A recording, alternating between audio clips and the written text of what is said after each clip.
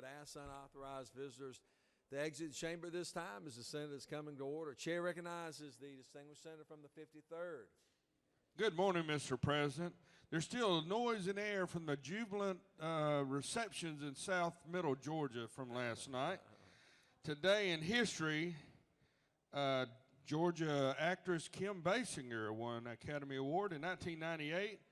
And after Wnba in the journal up here, it's been read and be found correct today. Thank you, Senator, for your good works on the journal. Is there objection dispensing with a reading of the journal?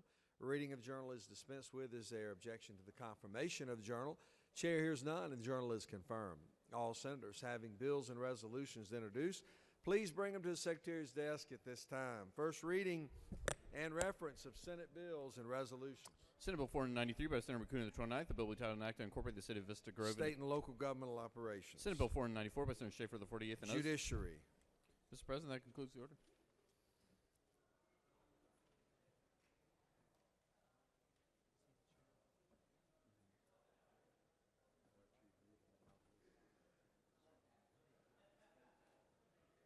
First reading and reference of House bills and resolutions. House Bill 1041 by Representative Rutledge of the 109th and others, a bill will be titled State and local governmental operations. House Bill 1043 by Representative Borkheiser. State and local governmental operations. House Bill 1045 by Representative Williams of the 145th and others, a bill will be titled an act to authorize. State and local governmental operations. House Bill 1046 by Representative Perkle of the 155th. State and local governmental operations. House Bill 1052 by Representative Tarvin of the 2nd and others, a bill will be State and local governmental operations. House Bill 1054 by Representative Setzler of the 35th and others, a bill will be titled an act to amend an act entitled State and local governmental operations. House Bill 1056 by Representative Bazemore of the 63rd and others, a bill. State and local governmental operations. House Bill 1057 by Representative Powell of the 171st. State and local governmental operations. House Bill 1058 by Representative Dukes of the 154th. State and local governmental operations. House Bill 1059 by Representative Jaspers of the 11th and others, a bill will be titled an act to abolish. State and local governmental operations.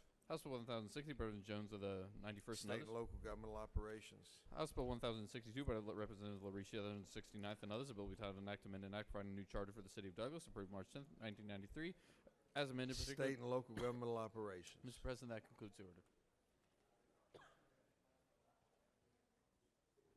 Secretary will read reports of standing committees.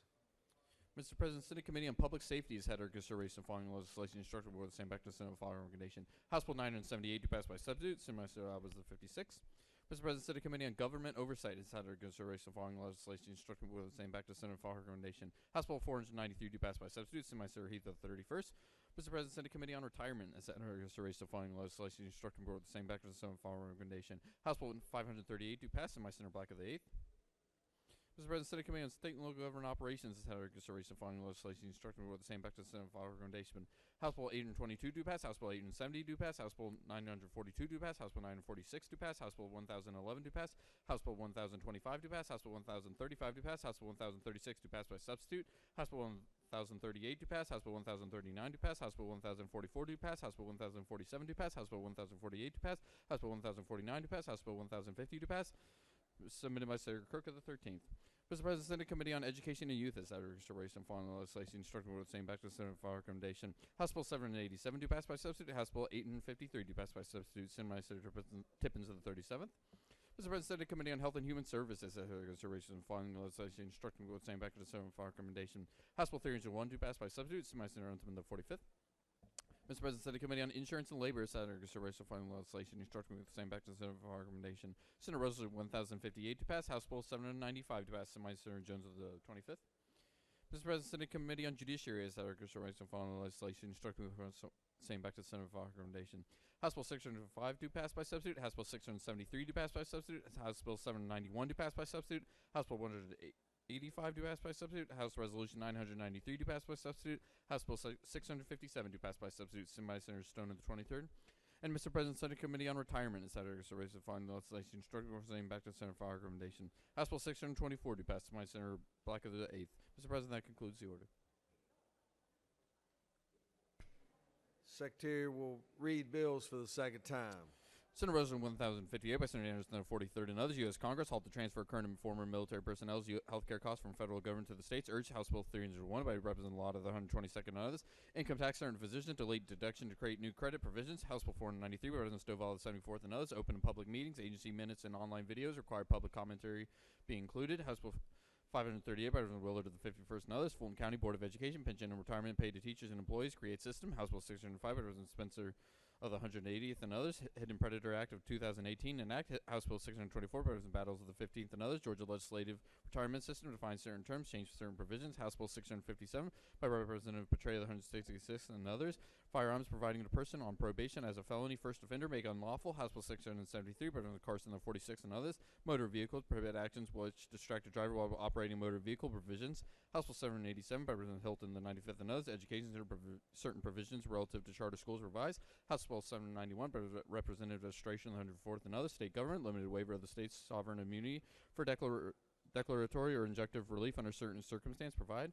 House Bill 795, Representative Gravely of the 67th and others. Labor Department of authorized Commissioner of Labor to perform certain functions provisions. House Bill 853, Representative Dempsey of the 13th and others. Quality Basic Education Act. Children placed in psychiatric or residential treatment facilities may not be charged tuition. Provide. House Bill 978 by Representative Nimmer of the 178th and others. Motor vehicles, automated traffic enforcement, safety devices in school zones provisions. House Resolution 993 by Representative Registration of the 104th and others. Business courts, statewide jurisdiction, create CA.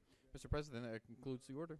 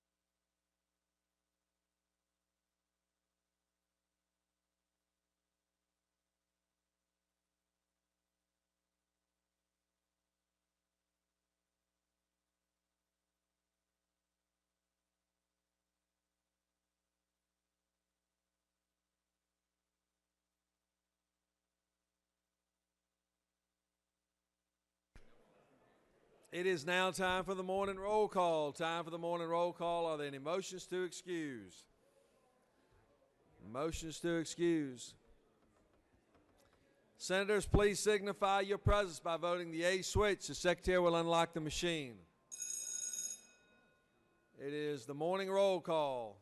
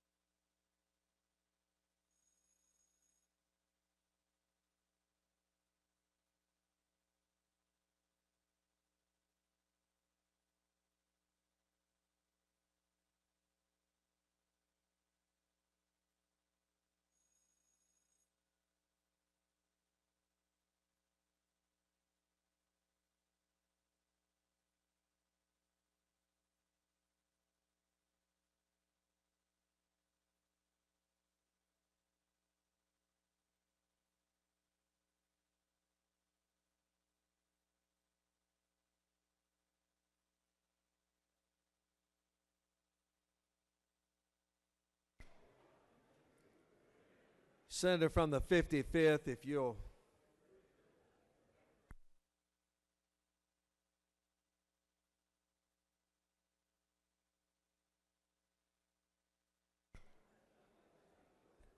It is now time for our morning devotion.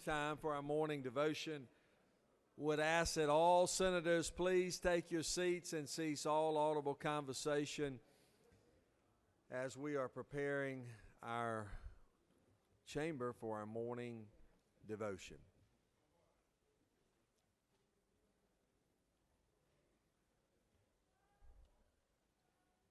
Doorkeepers, if you will secure the chamber at this time. It is now my distinct honor to recognize the senator from the 55th for the purpose of leading us in our pledge and introducing our chaplain of the day. Senator. Thank you, Mr. President. Good morning, everyone. Let's do the pledge. I pledge allegiance to the flag of the United States of America and to the republic for which it stands, one nation, under God, indivisible, with liberty and justice for all. Now the Georgia flag. Pledge allegiance to the Georgia flag and to the principles for which it stands, wisdom, justice, and moderation.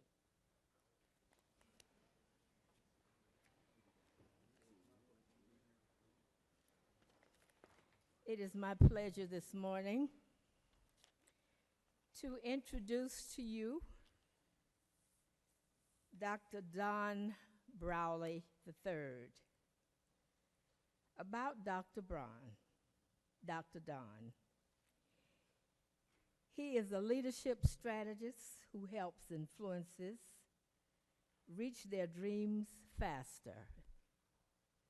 He is the founder and CEO of Influencers Global, a company committed to helping leaders increase their influence, their income, and impact for God's kingdom. He, along with his wife, Mona, and Mona is visiting with us as well. She sits over here to the right. If you all would recognize her.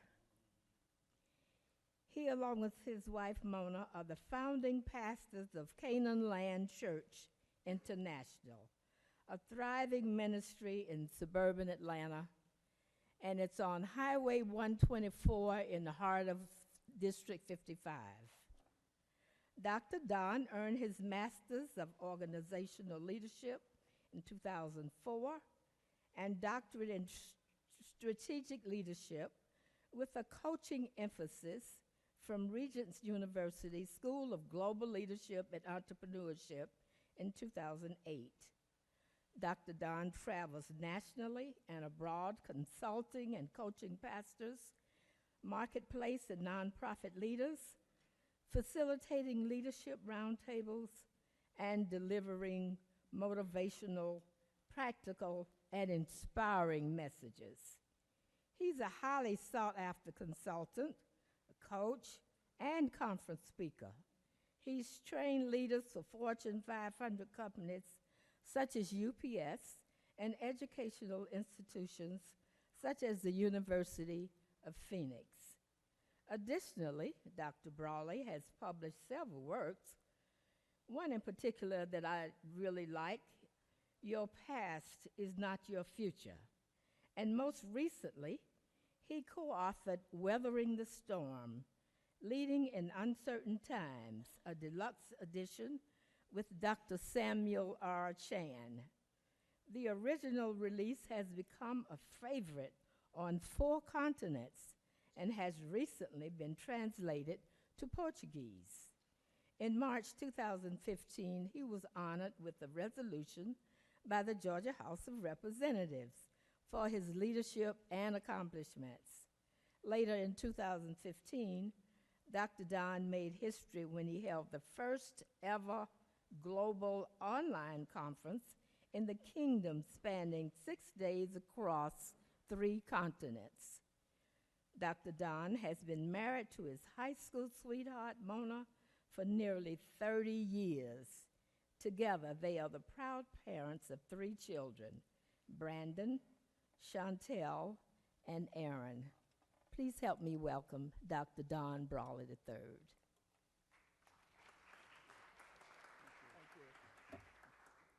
Good morning. It's a joy to be here today and an honor to be here and be before you this morning. Certainly, we'd like to give honor to President Casey Cagle and President Pro Tem Butch Miller and Senator Gloria Butler for the invitation, as well as to all others whom honor is due. Also want to honor my wife, as Senator Butler has already mentioned. We've been married almost 30 years, and I tell you, almost 30 years, well, 30 years ago, I became a son-in-law. And immediately after that, my sister, she became a sister-in-law. My brother, he became a brother-in-law. Then we had 3 kids, and now my son's grown up. He's got a wife, and he's a son-in-law. And my daughter's getting married this November, and she's a daughter-in-law. The question was, what happened to my wife when we got married? What did she become? What happens to your wife when she gets married? What does she become? She becomes the law. So since you all deal with the law, let's find out what God's law has to say to us, his word today. I want to read real briefly to you from the book of Micah, chapter 6, verse 8, and it says this way: He has shown you, O man, what is good. And what does the Lord require of you but to do justly, to love mercy, and to walk humbly before your God? He says, you already know what I require of you. You already know what I want you to do. It's actually already in your heart. And he says it's 3 things that he requires of you, particularly when you're making decisions, no matter if you're on this floor or outside of this building. What are the 3 things? He says, I want you to do justly, I want you to love mercy, and I want you to walk humbly before your God. I find it interesting that we all want justice when somebody does us wrong. It doesn't matter if somebody cuts us off on the highway. It doesn't matter if something happens and we see it on the news. We all want justice when somebody does something wrong. But we also all need mercy when we're the one that does something wrong. And so sometimes there's a hard place that we find ourselves in. And how do I balance justice and mercy? I want justice, but I need mercy. It reminds me of a woman who got her photography back, her photo back that she had taken, and she did not like it. She was pretty disgusted. She stormed over to the photographer's office.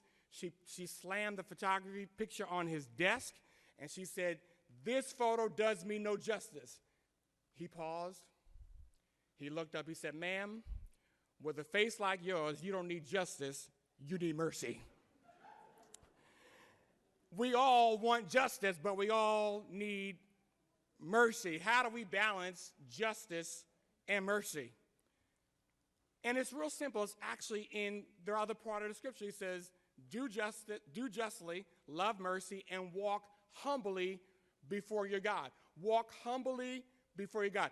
Humility. Walk humbly before your God. Humility is not thinking less of yourself. It's thinking of yourself less.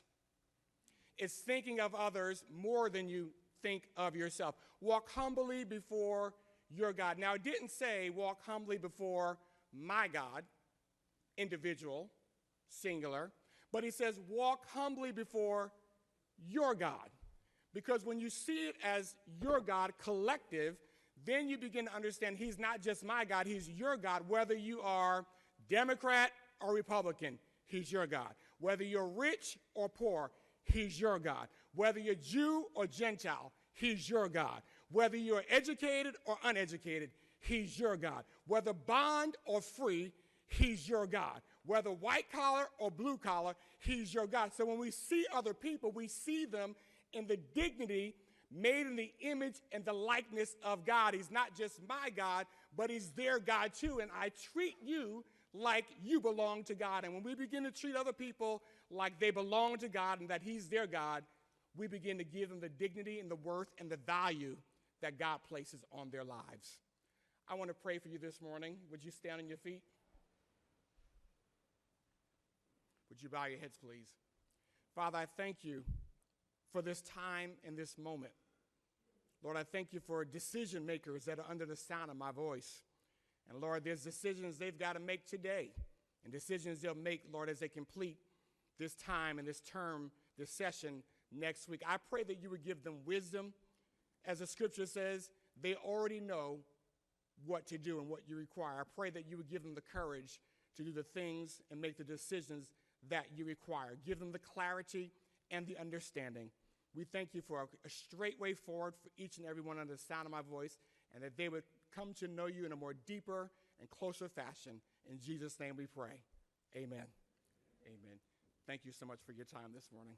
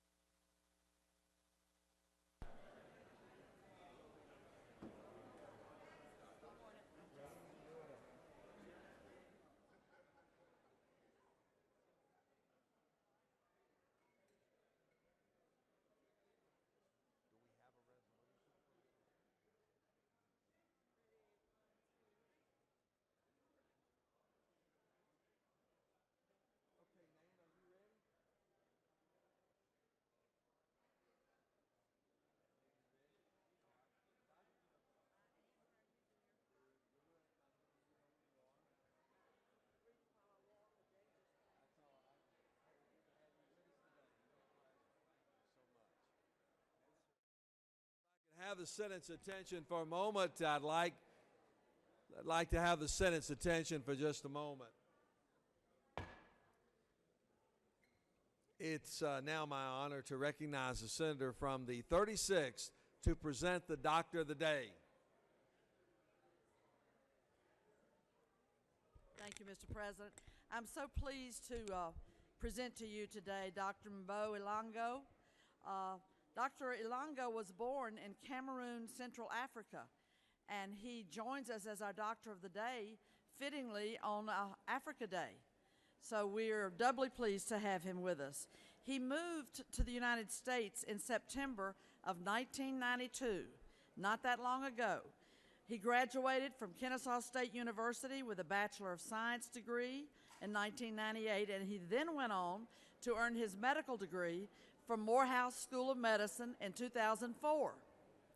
Dr. Ilongo went on to complete his residency training from Emory University School of Medicine in 2008, so he has been Georgia, Georgia, Georgia in all of his higher education pursuits and his training as a doctor. Dr. Ilongo served as the Assistant Medical Director at Southern Regional Medical Center in 2003, and he currently practices at DeKalb Medical Center. Dr. Ilongo is also the founder and the co-CEO of MD House Call, LLC, a concierge medical service that serves the Atlanta metro area. Dr. Ilongo also co-founded the Ilongo Family Foundation, which I note we should be very proud of. That foundation is supporting the education of disabled children in his home country of Cameroon. Dr. Ilongo lives in Grant Park. He's a close neighbor of mine. His wife Teresa and their two daughters Sakani and Bijou are there with him in the historic Grant Park neighborhood, and we're so pleased to present to you today and appreciate Dr. Mbo Ilongo. Doctor?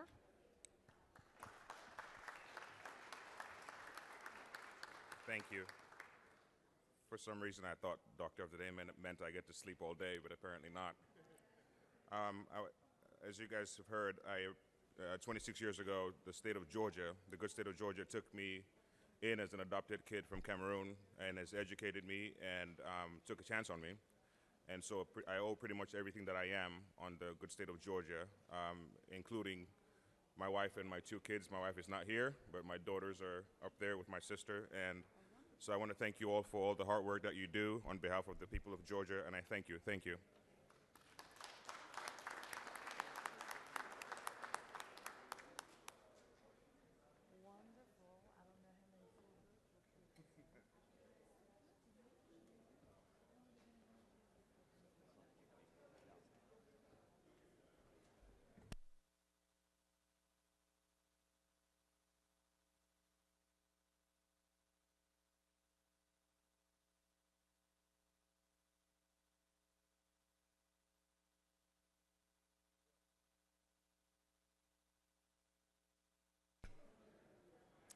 If I could have the Senate's attention for just a moment, we are very honored to have a special guest with us today, Holly Haynes, that is actually the Miss UGA winner, and we are very honored to have her with us today.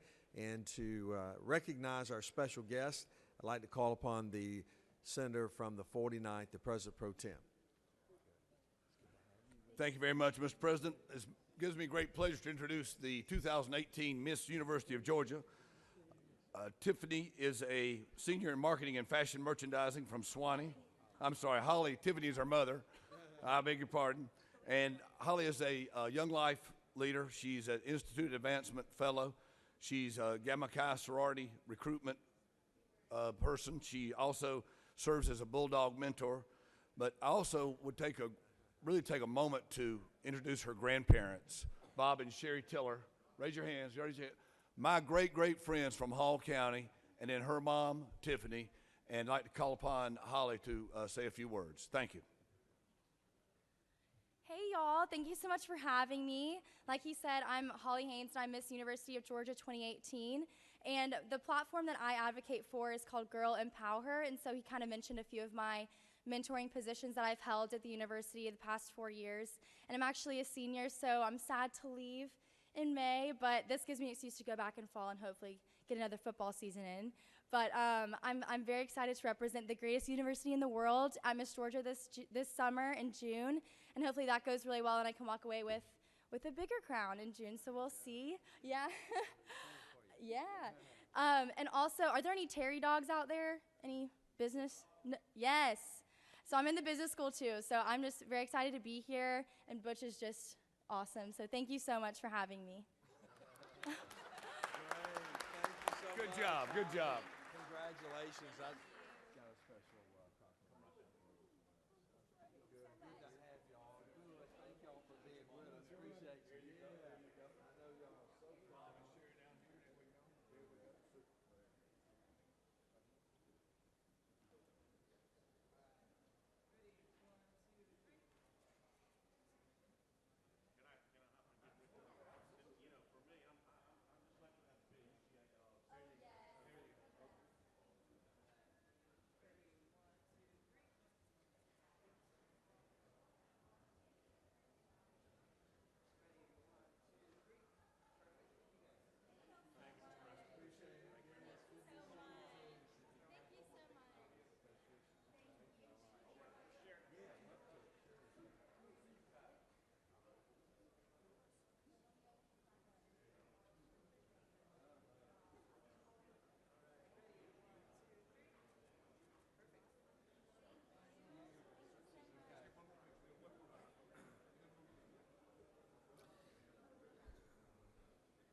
Ready?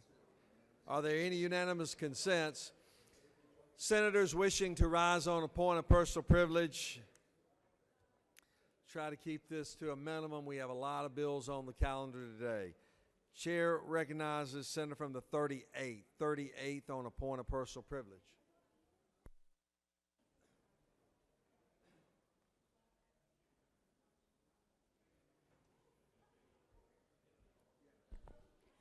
Good morning, colleagues. Tomorrow evening, used to be a foster home, which does independent living and other things now, since we don't do group foster homes anymore. We're having a gala. Since my father was on the board prior to me, they are honoring him. And as a result of that, a book that has been written, not about foster homes, but about education in Georgia, the advanced reader will be given out tomorrow night, and also the first 3 chapters of the sampler will be given out tomorrow night. I bring it to your attention because my father was a member of this legislative body from 1975, he was elected in 74, to 1992. We will actually be doing the actual book signing at the Lowry Street building on the last Friday of July. You will all be sent an invitation, and I do hope that you would come. But I just wanted you to be aware, since he was a member of this body and elected to the Senate for the same district that I'm honored to represent for, as I said, 18 years. Thank you so much for listening to me, and I look forward to seeing you all very soon. Thank you, Senator. Chair recognizes Senator from the 14th.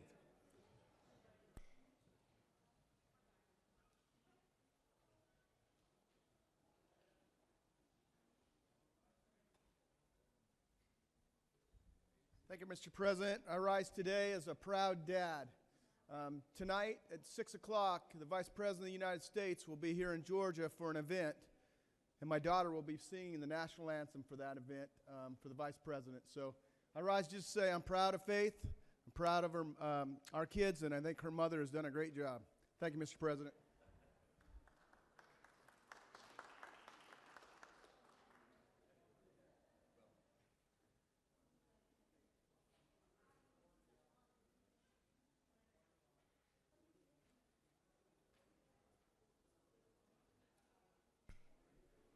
Chair now recognizes Senator from the 44th. 44th.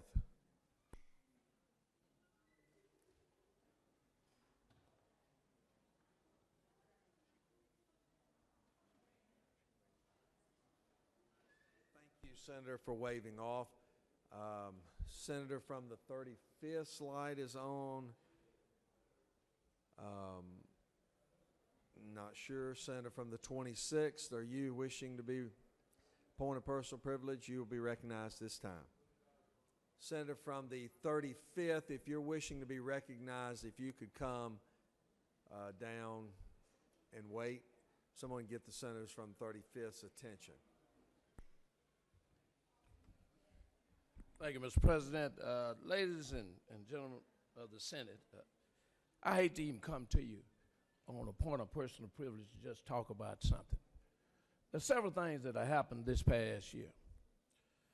As chairman of the Senate Rural Georgia Study Committee, we traveled this state and tried to look at various things, and especially one was health care, because I've had a real fight just trying to deal with rural Georgia and the many problems they have with a lot of folks just receiving health care in their communities. After the end of those committee meetings, we came up with a bill dealing particularly with rural health care. And that bill was a bill that would create a innovation center for rural health care. And that bill stated that it would be a contract between DCH and a medical school that would look at the operation of our rural hospitals. You know, we have a bill that's coming over here talking about micro hospitals. Really, none of them meet the definition of a micro hospital. I would call them a triage. Excuse me. And in a lot of places like Elbert County, their hospital employs about 150 folks, so they are the third highest employer in their community. So if they lose that hospital, it would be HELL to pay as far as trying to get new industries within that community. During the entire process, the bill was introduced and assigned to a committee. And, of course, did not have a hearing on the bill at all. And to me, it was kind of ridiculous in the sense that here I am, the chair of a Senate Rural Study Committee, and the bill that I introduced doesn't even get a hearing. In the budget today, you will see monies in for an innovation rural health system. And basically, it's written in the budget to go to Abraham Baldwin College. Now, I have no problem with Abraham Baldwin College. Its president is a very good president. He's an aggressive president. But they do not have the technology nor the staff to do anything about rural health in Georgia. The school that we put over $300 million in from this state is the Mercer Medical School. And they were supposed to train doctors to go to rural Georgia. Not only have they've done a yeoman's job in going all across this state, wherever I asked them to do, to try to help these rural counties to deal with health care. Last year they got money, about $35 million.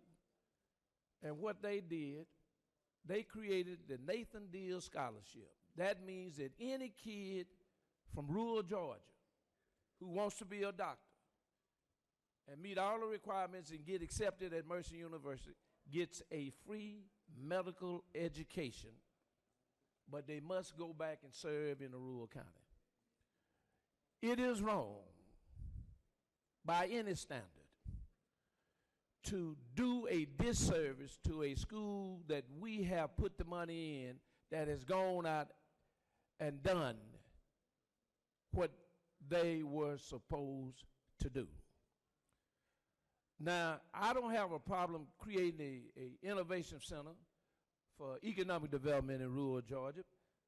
And the reason is because, I mean, they grow everything we eat or we use. I have no problems with that. But to take monies and put in for a rural innovation center for health care is wrong. It's in the budget. I disagree with it, but I'm going to vote for the budget. And hopefully when it gets to conference, there'll be some more discussion. But the discussion would have started had Senate Bill 424 got out of here and went over to the House. And it was held in committee, and it was done deliberately.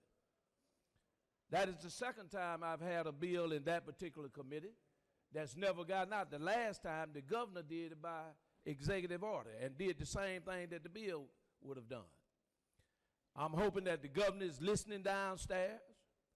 I'm hoping that the governor will look at it and analyze the information, because Mercer University has done what it said it would do with the money that was supplied by this state.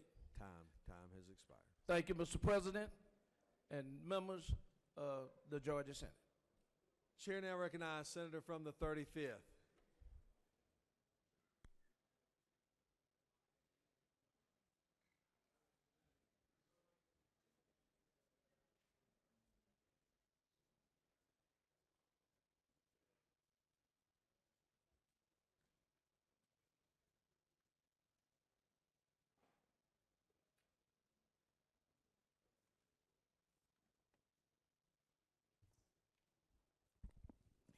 Thank you very much, Mr. President. Today is Africa Diaspora Day, and I'm very happy that we have some of our consulate generals from the diaspora who are with us today. And you know, since we are dredging the port of Savannah and the Panama Canal is opening up, then it will be a shorter route for trade and the imports and exports from Africa, from the motherland. So we're excited about that. But I would like to recognize Queen Blessing, Dr. Queen Blessing, who is facilitating today, this Africa Day. And most of all, I'd like to recognize our Consulate General from the Bahamas, Ms. Jewel Scott, Consulate General Jewel Scott, and from Uganda, Jack Ellis, and we have three others that are not upstairs with us right now, and also the Nigerian Consulate General couldn't get back from D.C. this morning, and the Liberian Consulate General had death in her family, and she had to leave this morning to go home. So we give our condolences to her family. But today we also have many participants who are here in the gallery, so I'd like for all of our African friends to please stand up and be recognized. And let's give them a warm Senate welcome. Thank you very much for coming today. And we all invite all of you to come to room 230 and enjoy the Taste of Africa treats. We have the food from Africa, so if you want to enjoy lunch with us, you are invited. Thank you very much, and I yield the well. Thank you.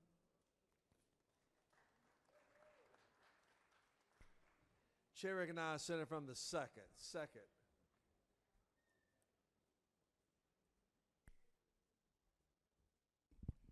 Thank you. Thank you, Mr. President, members of the Senate. I'd like to recognize WNBA star Elizabeth Williams. She's with us today, a graduate of Duke University, now playing for the Atlanta Dream. International basketball player. Thank you for being with us today.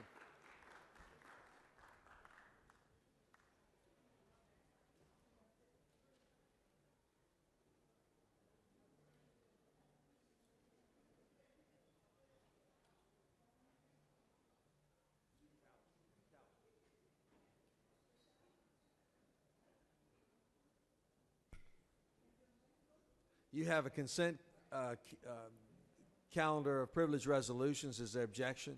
Without objection, consent calendar of privilege resolutions are therefore adopted.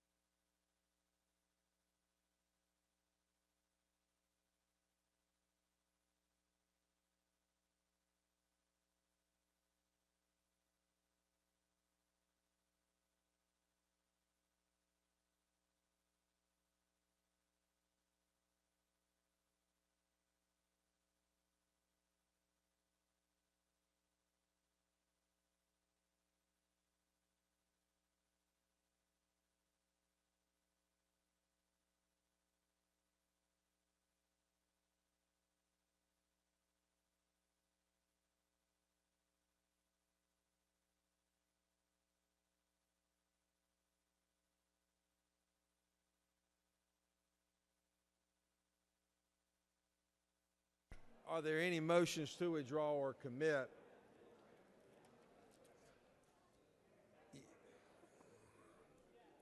Mr. Secretary, are there any objections filed on any of the bills on the local consent calendar?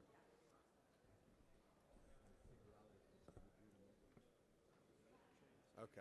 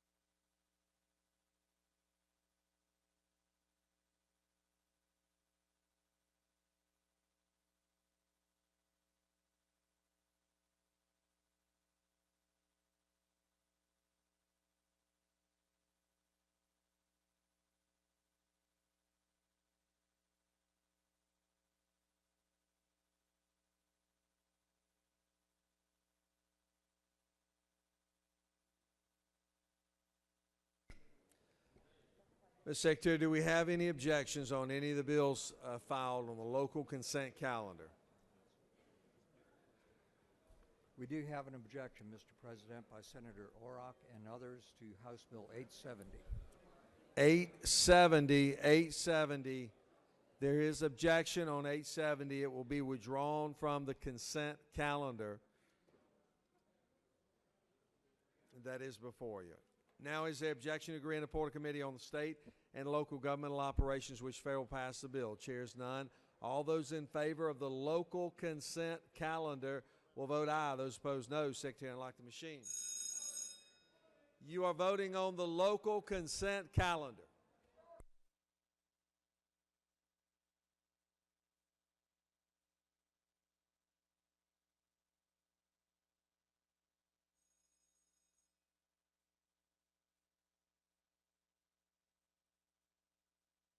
Chair recognizes Senator from the second. What purpose do you rise?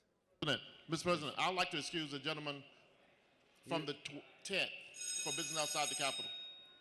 Without objection, the senator from the 10th will be excused on the next vote. We've already begun voting, and he cannot be excused on this.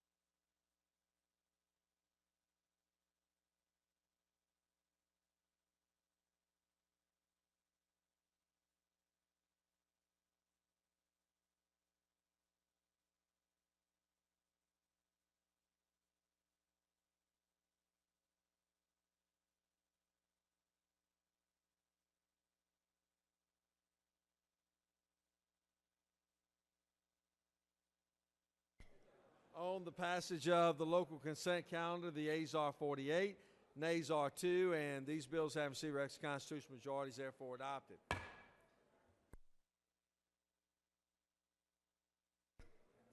We have a contested local bill now that the Secretary will read. House Bill 870 by Representative Bruce of the 61st and others. The bill will be titled an act to amend an act to incorporate the city of South Fulton, Fulton County, Georgia, approved April 26, 2016, so as to change the corporate boundaries of the municipality and for other purposes. Mr. President, that concludes the order.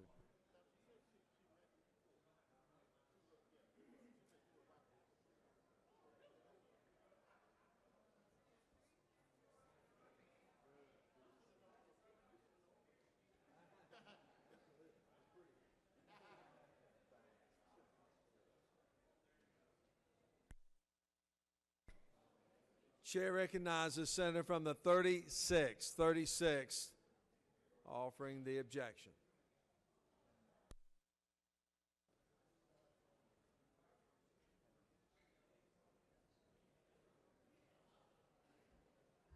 Thank you, Mr. President. Colleagues, we went through the legal steps to pull this off the consent calendar and place it on the general calendar for the reason that this is addressing long-standing issues between the new city of South Fulton, the city of Atlanta, and unincorporated areas in the region between the two cities. There was a lawsuit that was in which the city of Atlanta prevailed just 2 weeks ago on the question of annexation, and the more pressing and immediate situation is that we understand from the City of Atlanta government that this very day a meeting is scheduled between the leadership, including our mayor and South Fulton, to sit down and work to hammer out a compromise on the questions that this bill seeks to address. So I would ask in an abundance of caution that we removed it from the local calendar in order to allow a resolution to a problem that really impacts revenues and has to do with a long ago clause that was in Georgia law that we could not annex in that area. That's been resolved in favor of annexation. It's drilling down deep on a local issue that probably 90% of us have not paid much attention to if you're not in that county or city. But with an abundance of caution, we would ask for delay on taking action on that bill to allow the involved parties to complete a negotiation this afternoon, which is scheduled on the mayor's calendar and will happen. Thank you.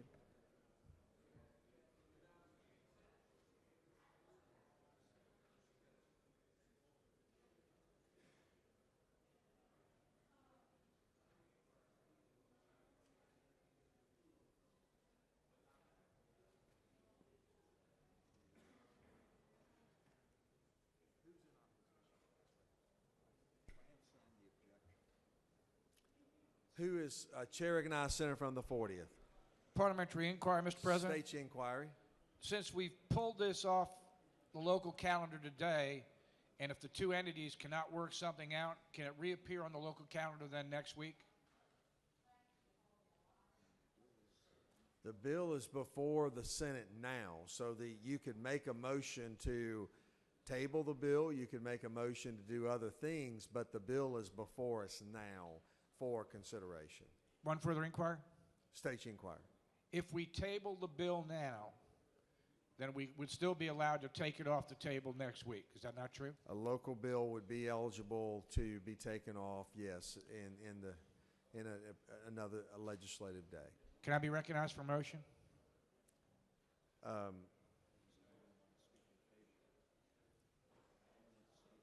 Yeah, I mean, the only thing is, I mean, was anyone in favor? Was anyone wanting to speak in favor of the bill?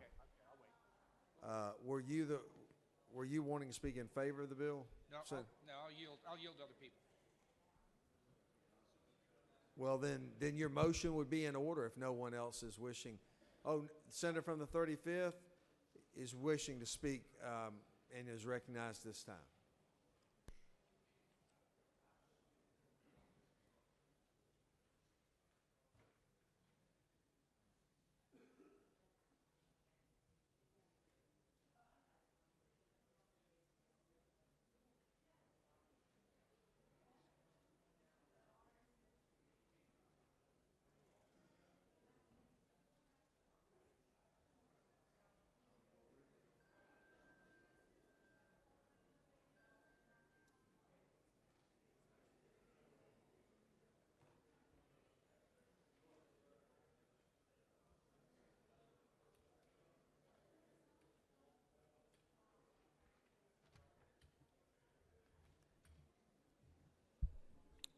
Mr. President, I thank you.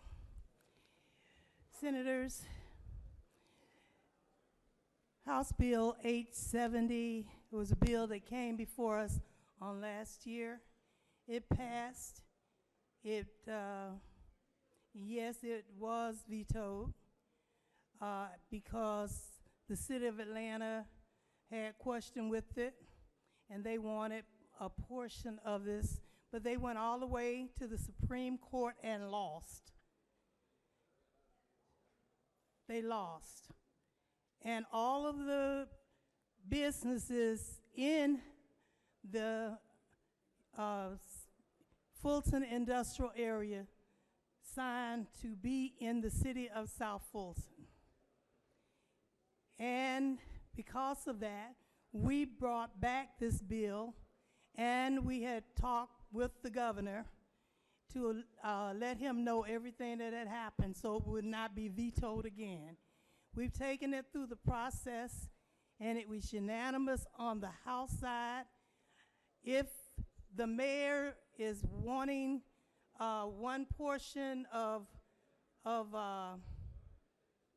the Fulton Industrial, then we stopped to yield to her and tried to meet with her 3 or 4 times, and that did not happen. So at the 11th hour, they come to try to pull this off and say that she's meeting, but nobody came to me nor the author who is standing in the back of the room to say that they are going to meet. I talked to the mayor of the city of South Fulton on last night, and that had not happened on last night. So I'm asking you to please vote yes for this bill. That has been a long time coming. It has gone through it has the proper signatures to pass, and I ask that you do vote yes on House Bill 870. So I ask that we call for the vote. Thank you. Do you have any questions? I yield for any questions. There is a question. Chair recognizes Senator on the 56. Thank you, Mr. President. Will the senator yield? I yield. Senator, isn't it true that this has been going on for quite some time, and we have worked together to assure that what happened last year was addressed with the folks on the second floor, and this is critically important to the city of South Fulton? Yes, Senator, you're absolutely right, Senator from the 56. Are there any other questions? I yield the will and ask for your favorable consideration of HB 870.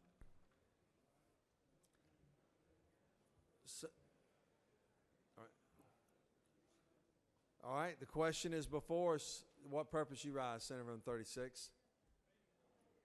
I'd like to make a motion to table the bill in the interest of working out a compromise and not blocking the bill. It can come back on the local calendar, as I understand it, as early as our next session. And in that spirit, I would move to table this bill today to allow the parties to continue their negotiation this afternoon. Senators moving to table the bill. I think the senator from the 35th is in objecting to tabling the bill. All those in favor of laying this local bill on the table will vote aye. Those opposed, no. Secretary, unlock the machine.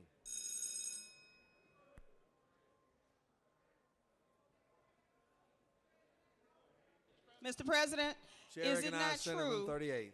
If Mr. President, thank you. Is it not true that if we table this bill, this would give the parties an opportunity to actually look at it and see if we can come up with a solution? Senator has great passion for which she speaks.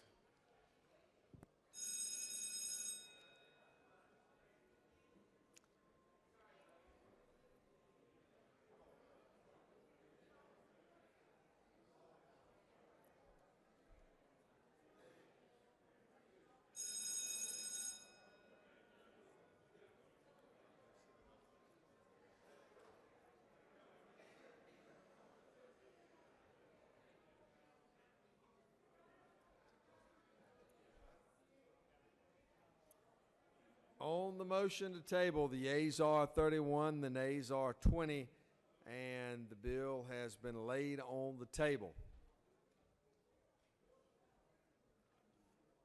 Chair now recognizes the majority leader for some bills to be engrossed. Thank you, Mr. President. I ask unanimous consent that House Bill 85, House Bill 735, House Bill 93, House Bill 374, and House Bill 696 be engrossed. They are all tax matters. Senator is asking for the bills to be engrossed. Again, that's H.R. 51, House Bill 85, House Bill 735, House Bill 93, and House Bill 374, along with 696. Is there objection? There is objection. There is objection.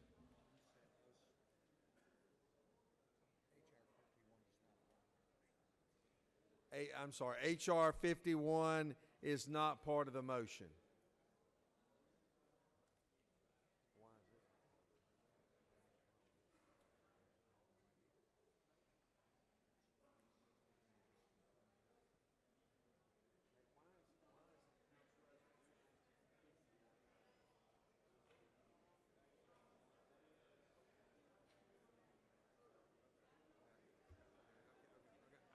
That's okay.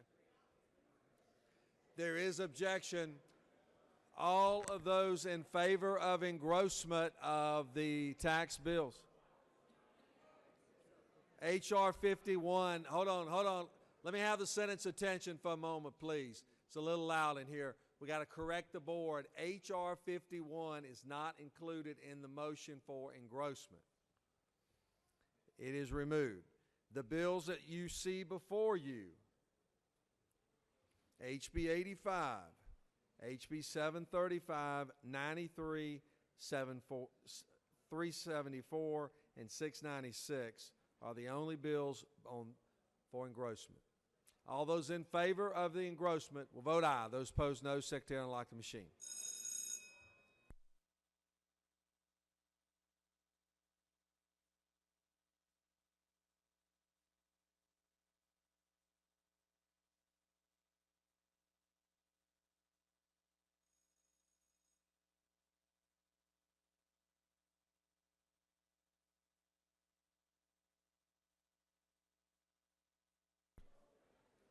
Senator from the 50th, if you will approach. Senator from the 50th. If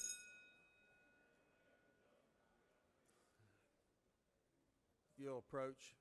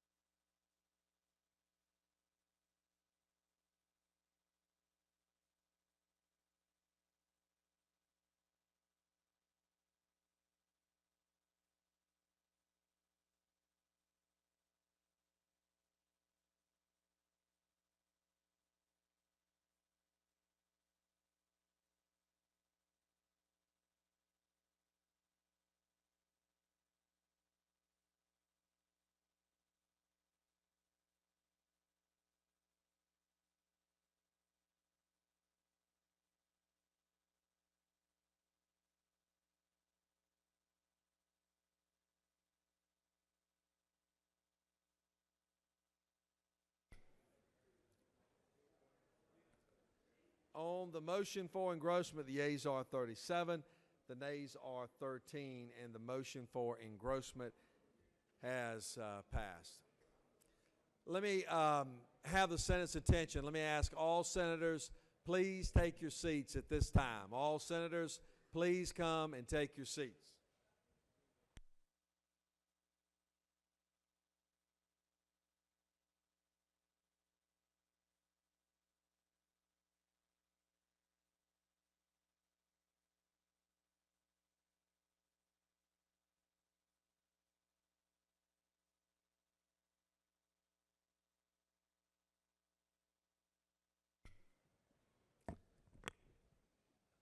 like to recognize now the senator from the 50th District.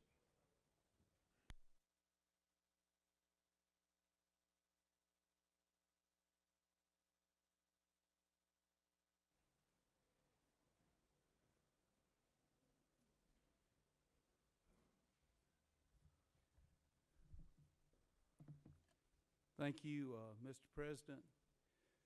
Members of the Senate, I'm sure that most of you have received word by this time that Governor Zell Miller passed away this morning. He was a resident of Young Harris, obviously, and a constituent of mine. When I heard of his death, I did think of the scripture passage in 2 Samuel 3:38, and the king said unto his servants, know ye not that there is a prince and a great man fallen this day in Israel? And obviously there is a prince and a great man who has fallen this day in Young Harris. I have known Governor Miller all my life. When I was in my preteen years, my dad was an elected county school superintendent in the Senate district that at that time Senator Miller served, and they were friends and contemporaries, and I followed his career all the way through. I knew him the 16 years that he served as lieutenant governor, 4 years in the state Senate, chief of staff to Governor Lester Maddox, and then I guess the culmination of his career serving as 8 years as governor of our state. I think when we think about Governor Miller, a couple of things that we think about, he wrote several books, but one of the books was Core Values, and about the values he learned in the Marine Corps, and then also Zell, a governor who gave our state hope. Obviously, I believe all of us would agree that he will go down as one of the greatest governors in Georgia history, and I think we can all take pride that we serve in the same chamber where he served and where he presided for 16 years, and in the Capitol where he served as governor for 8 years. So at this time, I would like for us to observe a moment of silence and prayer in memory of Governor Zell Miller.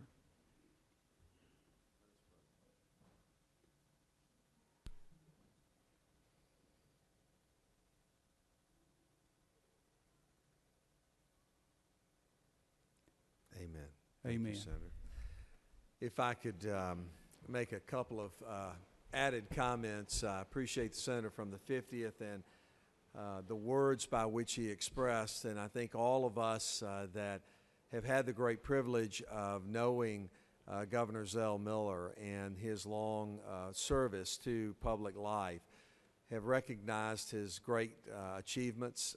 To think about the fact that he was a lieutenant governor for 16 years, the governor for 8, and then on to serve in the United States Senate.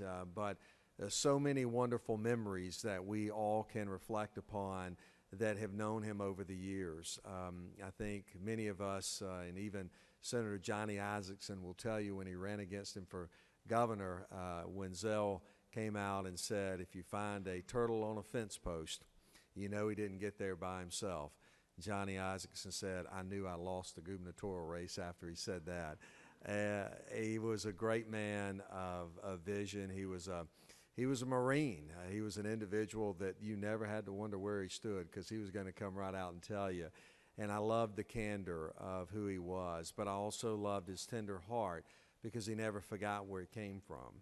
And when you think of a small mountain town that he came from, and the fact that the circumstances that he was raised in was very difficult, but he had that heart of a lion, but it was also a heart that was tender to remind him to never forget where he came from. I love hearing a wonderful story that he gave not long ago in my presence, and I was able to, and only he can tell the story the best, but he was talking about being there in Young Harris as a young boy, looking on the front, in the front steps or the front porch of the family homestead, and his mom who was there.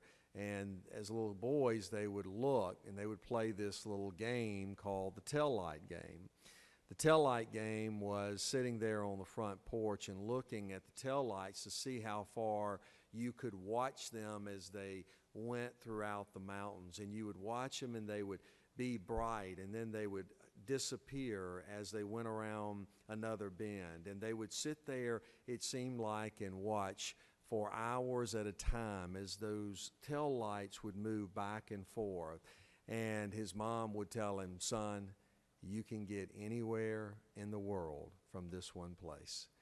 And he was always an optimist. He always looked to the future, and he was a man that all of us will certainly remember, but his legacy will live throughout not just us, but the great work that he has done in his public life. And we obviously wish the family our very best, and they will be in our thoughts and prayers during this time. Thank you, Senate, for recognizing a great Georgia leader. Secretary will read House Bill 271.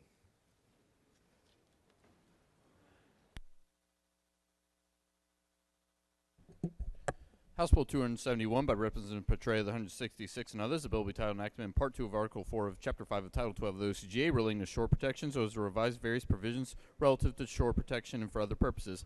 Mr. President, Senate Committee on Natural Resources and the Environment offers the following substitute to House Bill 271. A bill will be titled enactment in Chapter 1 of Title 27 of the OCGA relating to general provisions relative to game and fish, so as to remove a prohibition on hunting on wildlife management areas, to change the date of effective rules and regulations of the Board of Natural Resources, to amend Part 1 of Article 1 of Chapter 3 of Title 27 of the OCGA relating to general provisions relative to hunting, so as to provide for regulation of hunting with air guns of not less than .30 caliber, to modify prohibitions relating to unlawful enticement of game and hunting in the vicinity of feed or bait and for other purposes. Mr. President, that concludes the order. Chair recognizes Senator from the 7th present the bill. Thank you, Mr. President. Ladies and gentlemen of the Senate, House Bill 271, as passed out of Senate Natural Resources, does a couple of things. One, it updates the WMA provisions in regards to licenses because of changes we made in House Bill 208 last year. It fixes some of those provisions. It's the annual DNR rules and regulations update. It also adds language in here in regards to air guns and air bows in use for hunting big game, and it also updates numerous hunting seasons and regulations, hunting seasons and regulations from as requested by DNR, and it also does something new. It basically gives DNR the authority of what's commonly referred to as DMAP, but it gives DNR the flexibility to institute changes in regards to deer seasons and also the bag limit throughout the state. And then the last thing it does remove the line in regards to supplemental feeding in our state. There are two sections in here that speaks to that provision, and the reason there's two provisions is we wanted to update the feral hog code to read the same as the deer code, and it mirrors those supplemental feeding sections identically. It doesn't impact South Georgia. This protects private property rights and adds language in here to make it more appropriate for DNR law enforcement to enforce the provisions. There are no questions. Thank you, Mr. President. Questions on the adoption of the committee substitute? Is there objection? Without objection, committee substitute is adopted. Does any other senator wish to speak for or against the bill? Is there objection? Agree and report to committee which fail pass the bill. Chairs none. Report to committee is agreed to. Shall the main question be now put in? Objection. Chairs none. Main question is ordered. Shall this bill now pass? Questions on the passed bill. All those in favor of the bill will vote aye. Those opposed, no. Secretary, unlock the machine.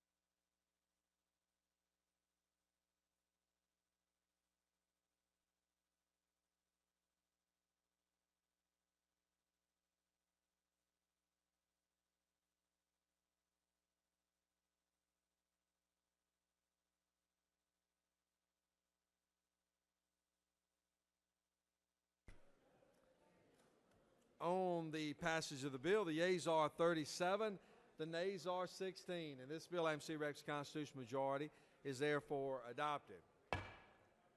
Senator from the 26th, what purpose you're like? Secretary will read House Bill 684, Appropriations Bill.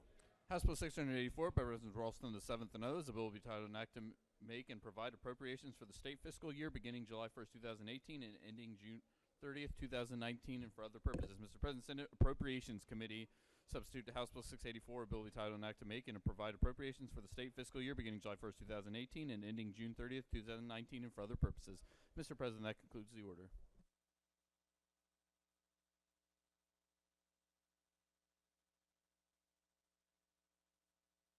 Before we do the senator from the 4th, let me ask the senator from the 44th to come forward, recognize the group in the gallery. Thank you so much, Mr. President. I am so honored to recognize the Jonesboro High School mock trial team for winning its 9th state championship. The Jonesboro High School mock trial team has established and maintained a proud tradition of excellence, as has won its 9th state championship, currently ranks 3rd internationally, and this remarkable team has been awarded the 2018 Professional Award, Best Attorney Award, and Best Witness Award. And we are so honored to have you at the Georgia State Capitol and here in the Georgia Senate. Please give these young people a wonderful applause. Thank you very much, Mr. President. I yield the way up.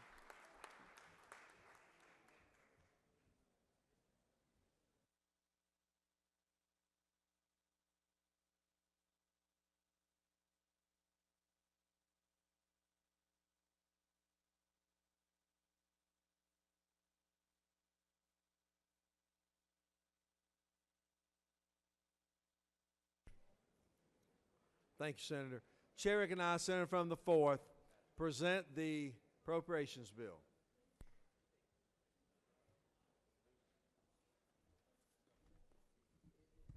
Thank you very much, Mr. President, members of the Senate.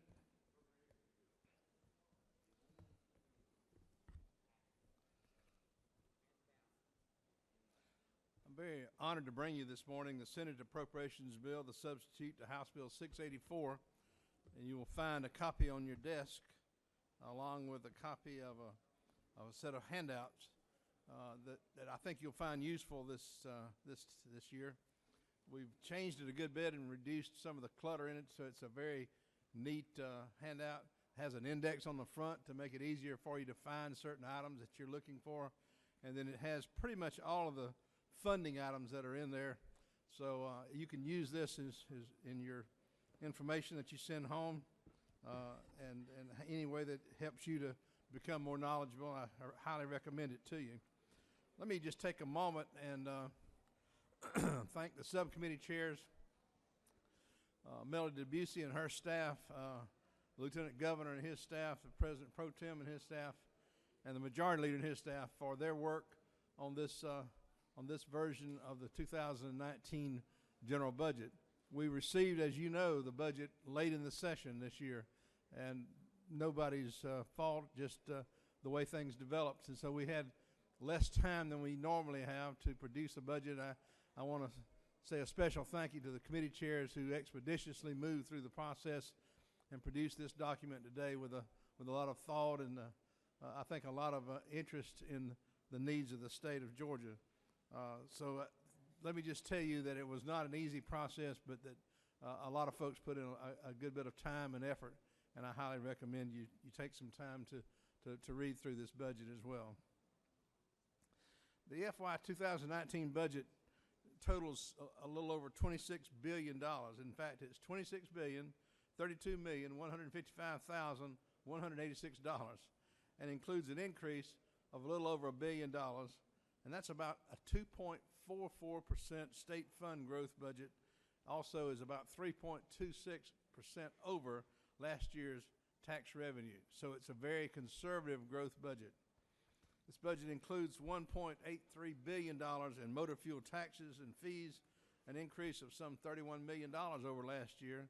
And when you add all the fees together, there's a grand total of $2 billion and $34 million that we are putting into transportation in our state. A very impressive figure. The budget includes $1.2 billion in lottery proceeds, which I believe may be the highest lottery appropriation that we've ever had in the general budget.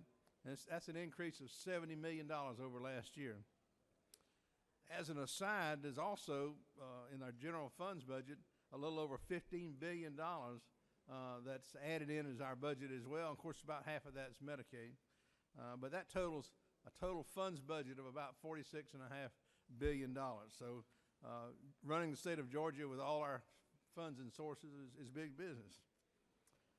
I just want to say that I believe, and we believe in the budget process, that we're using the state budget to address many of the important needs of this state. And I think as I go through some of the highlights, I think that you'll agree with me as we move through it. So let me just give you quickly a few of the highlights of the Senate version. These are things that the Senate, initiatives of the Senate in this budget as well. Item 56.1, and you can look this up in your green copy of the budget if you like. This is a $4 million appropriation to the Department of Behavioral Health. It creates a substance abuse and recovery block grant program. And all I will say is the war on opioid abuse and the war on drugs today, the weak link in all of this today is recovery. And that's the area that as we move forward, we're going to have to concentrate more and more, because the only solution to the drug problem is to stop people from using and abusing, and the only way to do that is to change them as a changed person and change their heart as well. So recovery and abuse treatment is totally the answer, along with law enforcement as well. On the term of law enforcement, an item 212.5 is a $3.5 million item that creates within the GBI a statewide drug task force to fight the opioid epidemic. I want to thank the senator from the 56 for his leadership in this regard. Item 283.5 is $1.37 million that funds the beginning of an adrenal disease program at the Medical College of Georgia that utilizes the Da Vinci robotic equipment. This was brought to us by the senator from the 5th, who certainly has had a family tragedy in this disease, and he has worked very hard to come up with this program to make Georgia get into the world of treatment of these diseases. There's presently only 2 of the locations in the United States. So he has brought this to us, and we're very proud and happy to be supporting him in this effort. So this will be accomplished at the Medical College of Georgia. Item 353.109, the Senate has added $2 million to the House's $8 million for a total of $10 million for school safety grant program. Each school will create their own plan, and these funds will help them, will be distributed evenly for a part of it, and then the rest of it will be on an FTE basis. Item 59.4, the Senate has added $3 million to the House's $3 million for a total of $6 million to create 2 behavioral crisis bed facilities in urban and rural parts of the state. One of the real shortages today, as you know, in mental illness, the treatment of mental illness, is crisis beds. This is going to be a long journey to create the crisis beds we need. It's going to take a good bit of funding over the years, but we're joining with the House in working in this regard. Of course, rural health and rural economic development are certainly in the forefront this year in our actions. The Senate's taken a leadership position in promoting solutions that we believe are well-grounded and make good common sense. Item 86.9 creates the Rural Health System Innovation Center, which will create a statewide platform from which new strategies and innovations can be developed and distributed that will address things like access to health care, effectiveness, and the cost of health care. An RFP process will decide the location of this center. Item 86.10 is $1.5 million will start up a Health Coordination and Innovation Council, which will consist of 18 members from state agencies, from universities, from medical schools, and appointees by the Lieutenant Governor and the Speaker. Now, these are some of the main items the Senate's presenting in this budget, but let me just touch on a few other areas before I ask for your questions. Of course, protecting and treating children with special needs continues to be a top priority of the legislature and the Senate in particular. Item 90.8 shows the Senate budget funding a 4% increase for all agencies who are treating autism, and also includes new funding of $200,000 for the Matthew Reardon Center in Savannah that treats children with autism. Other funding initiatives affecting children include items 191.2 all the way to 191.6, those 5 items that include increases in foster care rates that total over $19 million. Item 247.6 raises therapy rates for the Babies Can't Wait program by some $1.1 million. Item 283.5, $1.37 million funds the beginning of the adrenal disease program that I mentioned earlier that the senator from the 5th has brought to us. I'm glad he's back in his seat. We're very proud of this proposal and proud to present this proposal in our budget. Item 180.3 provides $980,000 in new funding to the Children's Advocacy Program. These centers around the state work closely with DFACs and DA's offices to treat abused children and to investigate cases of abuse. Item 61.3 agrees with the governor and the House to fund $5.9 million for crisis services for children diagnosed with autism. Item 63.4 all the way to 63.9 agrees with the governor and the House to fund a number of recommendations of the Commission on Children's Mental Health. These total altogether $16.4 million, all pointed on children's mental health. Of course, rural issues have been one of the major focuses of the legislature this past year, and this continues to be.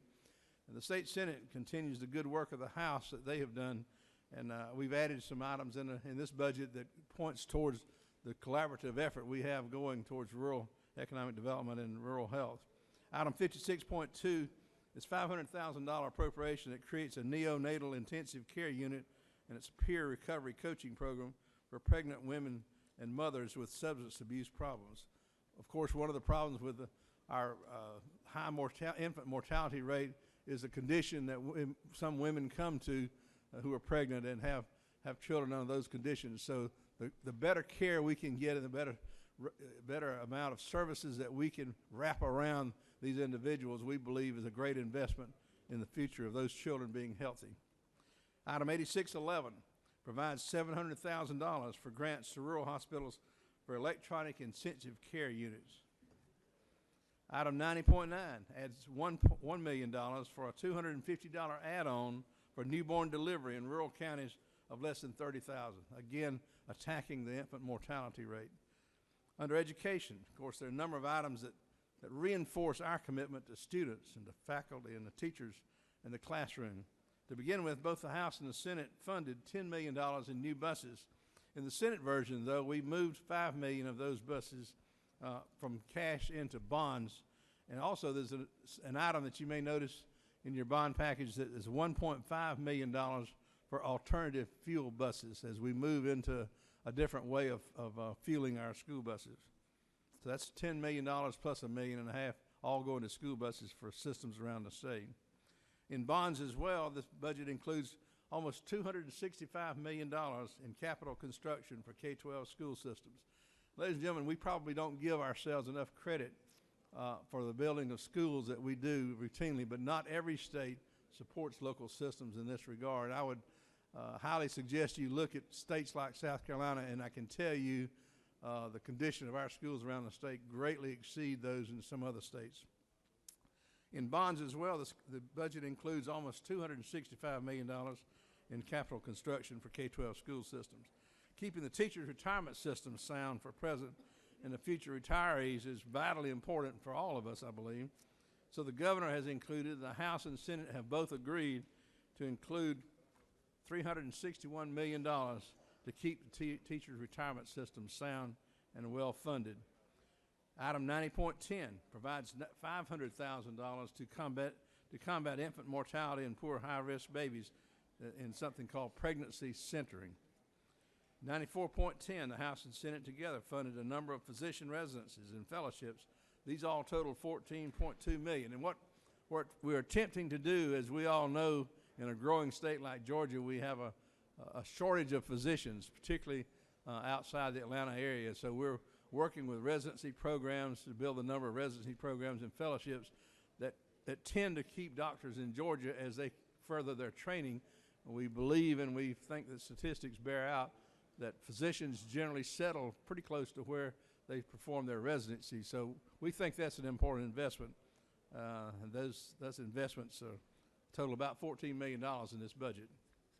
The elderly are not always far from our mind, certainly not far from my mind for sure, but there are items in the 2019 budget that address the needs of the elderly. Item 89.11 funds a 5% increase in reimbursement rates for adult day centers providers.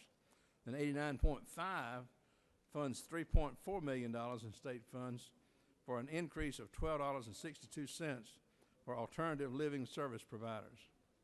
Item 89.4 funds the increase in the personal needs allowance that you passed in legislation last year.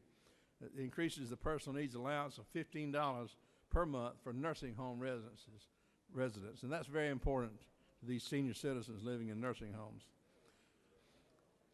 Georgia has made some tough but important decisions in the last couple of years, one of them being the passage of House Bill 170 and the new funds going to transportation. And I would submit to you that every day that goes by, we're improving our infrastructure in this state. In bonds, we're in the third year of a 3-year plan to bring Georgia's bridges into repair and or replacement all around the state.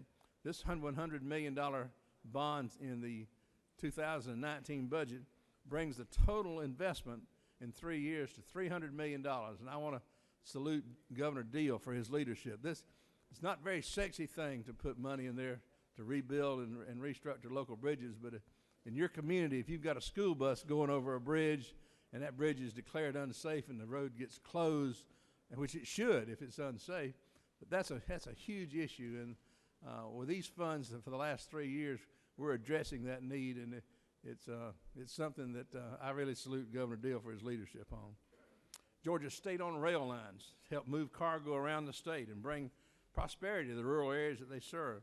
This year's House and Senate budget package totals $12.4 million to continue rehabbing these lines and bridges along these lines. In some cases, the trains that operate on these lines can only go a certain speed, in some cases 20 or 30 miles an hour because of the unsafe bridges at a higher speed. So that slows down the movement of product. If we want to increase the traffic at the port and utilize trains to help that, we've got to get these lines rehabbed and up to so that the trains can move at the right speed. Georgia continues to lead the nation, as we all say almost every day, is the best place to do business. And the FY 2019 budget, I think, reinforces that commitment. We've agreed with the House and the Senate to add $3.5 million to the One Georgia Economic Development Program for the rural parts of the state. Probably the most important economic development initiative in Georgia is the ports of Savannah and Brunswick. This budget includes $35 million in bonds to complete the state's portion of that vital project, deepening the channel in Savannah. The bond package also includes $12.5 million for renovations at the Stone Mountain Inn and the Evergreen Conference Center at Stone Mountain, as well as $6.3 million for planning, construction, and equipment for the Savannah International Trade and Convention Center in Savannah. In bonds, we've continued Georgia's investment in post-secondary education with some $338 million in bonds for Regents institutions and a little over $100 million in bonds for the technical college system for renovations, planning, equipments, and buildings. And finally, the House and Senate have funded 5 local libraries in this budget, all of which have local funding that match or exceed the amount the state is putting up to construct or renovate these libraries. Now let me stop a second and share something with you. It pertains to the budget that the Senate is passing here. Some of you may have heard from your district attorney concerning a lack of a pay raise that the House put in their budget and the Senate did not. Let me just say this. DAs are very important. They're important in the public protection business. They're important in everything we do. We believe we've been good friends and good stewards of the district attorneys over the years. In fact, if you look back 5 years, we've raised their salaries 16.4%, higher than any other segment of state government. So, we've addressed their concerns over the past few years, and I think we'll continue to do that. But in this year, where at the present time we don't have the funds in the present budget to give teachers and state employees a raise. We felt, leadership felt that it was wrong to pick out any group, no matter how deserving they might be, and put a raise in for them. So it's still to be determined in conference as to what will happen. It's still time to have some sort of pay increase if we can find the funds to do that. But I would just tell you that that we've been good stewards of the DA process, and we'll continue to be their friends, whether they treat us all right or not.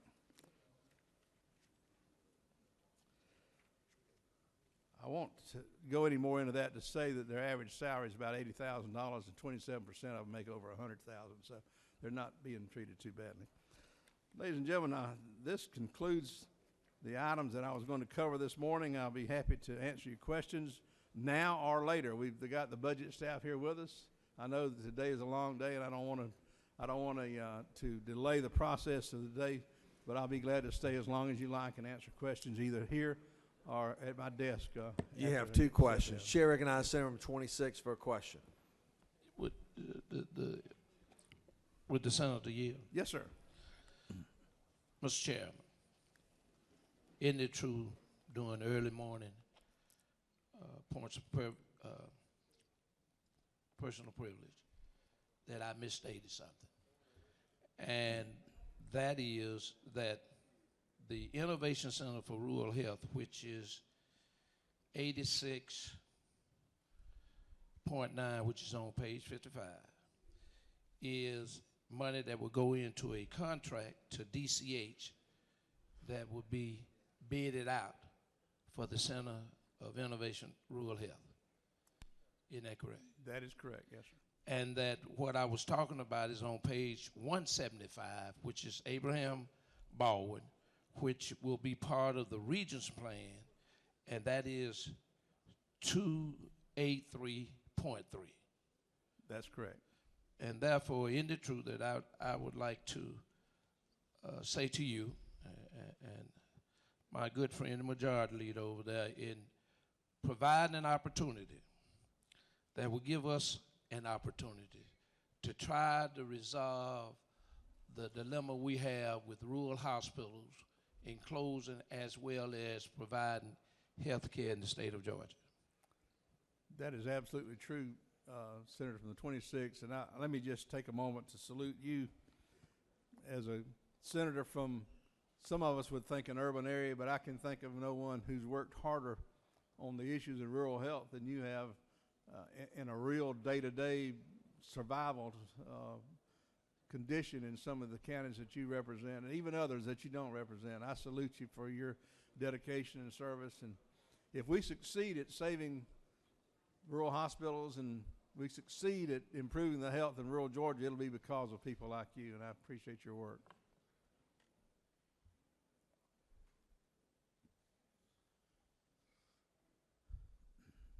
Chair recognizes Senator from Columbus, Senator from the 15th. Thank you, Mr. President. Senator Yield. Yes, sir. Senator, just clarification.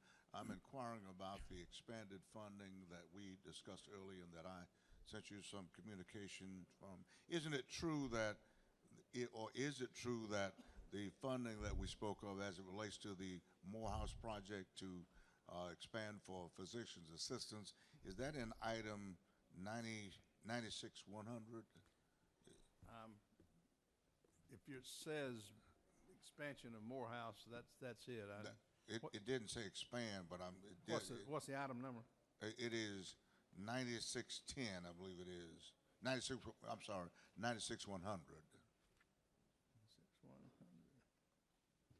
Yes, that's the item. That's the item referring to. What the ask was, I think, $299 or about $300,000. We put in the Senate's half, and we're hoping the House will meet us with the other half. And I hope you'll be talking to the members of the House on their side to help provide that funding.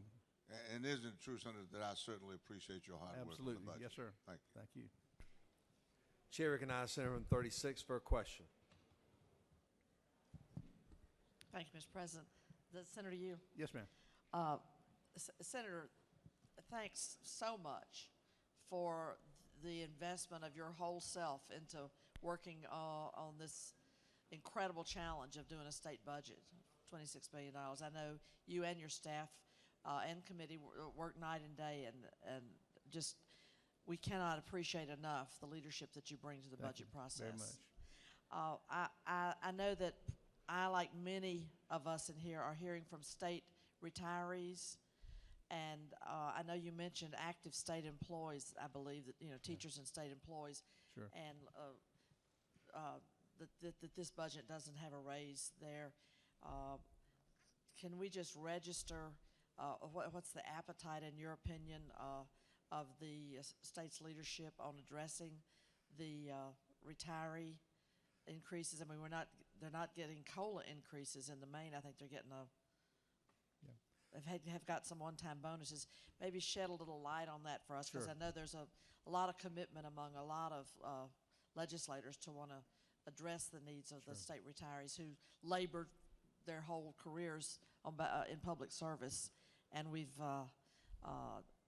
not been in a position to give the kinds of COLA raises and increases that I think they need. Thank you. Well, I'd be glad to address that, Senator. Thank you very much for the question. The ERS board is responsible for all dispensing of retirement benefits for retirees under the ERS system. We don't appropriate funds for that. We appropriate funds based on the condition of the fund and keeping it well funded. As a general rule, by law, we do that. But the actual dispensing of benefits, we don't have the authority to even do. Now, we do put language in there and urging them to consider that.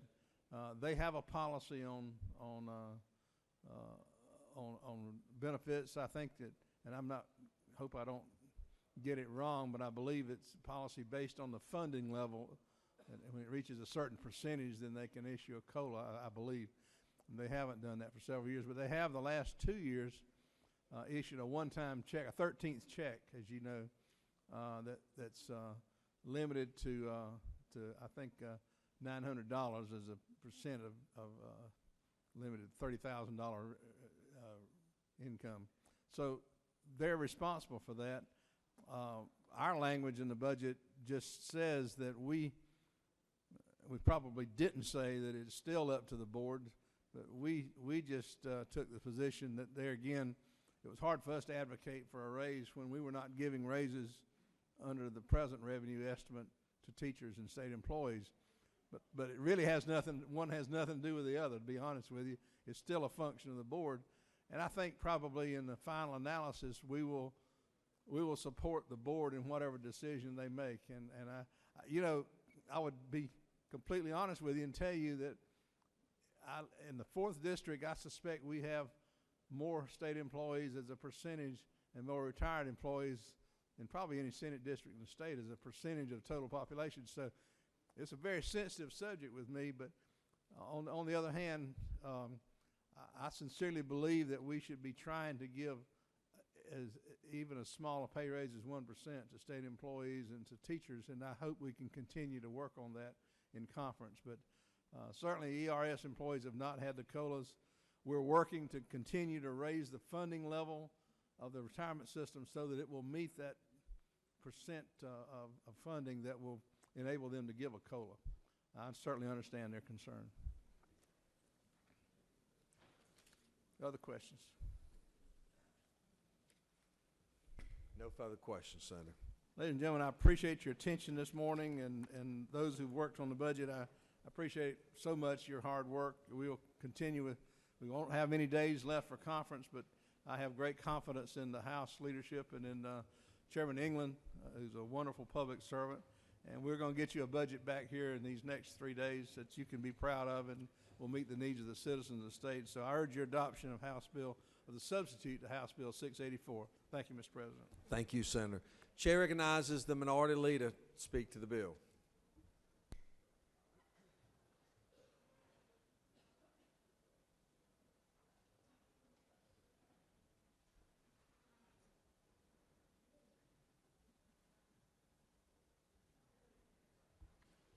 Thank you, Mr. President, members of the Senate. Again, I commend the Senator from the 4th for always being willing to listen to the concerns of members of my party, and I appreciate that very much. The work of the budget is a tough thing, and you're not going to agree 100% on anything, but I certainly appreciate his diligence and work and commend much of the budget. There are some areas I think we should talk about. One is the fact that healthcare of the system, healthcare of the state, is so necessary to so many families. And each year when we look at the budget, I think we need to open our eyes wide and realize how much additional revenue we would have, how many more people would be employed, and how much better the health care would be for thousands of Georgia citizens if we would embrace Medicaid expansion. So I want to bring that to your attention, that as long as we don't face the fact that we can serve more Georgians and bring more federal funds down to help our state, we're not doing a complete job for Georgia citizens. Secondly, I want to talk about education, the biggest item in the budget and one of the most important. I commend many of the proposals that are there, but I still am saddened that we have not healed the austerity cuts to education that we did years ago, and that we're leaving a challenge for all the local systems, which has caused local school systems to raise their millage rate to meet the lost needs. So I urge us to not only address the $167 million that we acknowledge that are there from austerity cuts, but also the hundreds of millions of dollars that we have cut in other funding underfunding outside the funding formula, such as health care for bus drivers and cafeteria workers, transportation expenses, and others. I also want to briefly mention that we are putting money in for school safety. And as we pass this budget, let us not rest on the laurel that we're allowing some school systems put in more bulletproof glass or warning bells or door locks. We need to address the core issue of bump stocks, gun safety, whether we have a bill about being on the no-fly list and you're still able in Georgia to go buy a gun because we won't address that bill. We need to look more comprehensive at the problems that are facing Georgians as far as gun safety, including more funding for mental health treatment. Lastly, I want to talk about something that I think has to be addressed soon by this General Assembly. It is a core problem that will affect this state in the long run, and that is what we are doing to the state employees. You know, we've talked a little bit today, or the chairman talked a little bit about, maybe we can find some money for a raise. It is imperative. I know 10 years ago, I hired people on my job as instructors in construction. And if I go out today and look and try to hire them for the same amount of money, I can't get them to work for me. Let me tell you, if you were a state employee and you were making $40,000 a year, or a teacher, in 2008, today, because of the raises we've given, and there were merit raises, so not everybody got them, but if you got the merit raises of 1% and 1% and 3% and 2% that we gave out, and again, not everybody got them, if you got that, you would be making $42,868. You're a state employee that in 2008 you were making $40,000. Today you would be making $42,868.68. That will not cover the increased cost that you will find feeding your family and taking care of your family. That is unacceptable.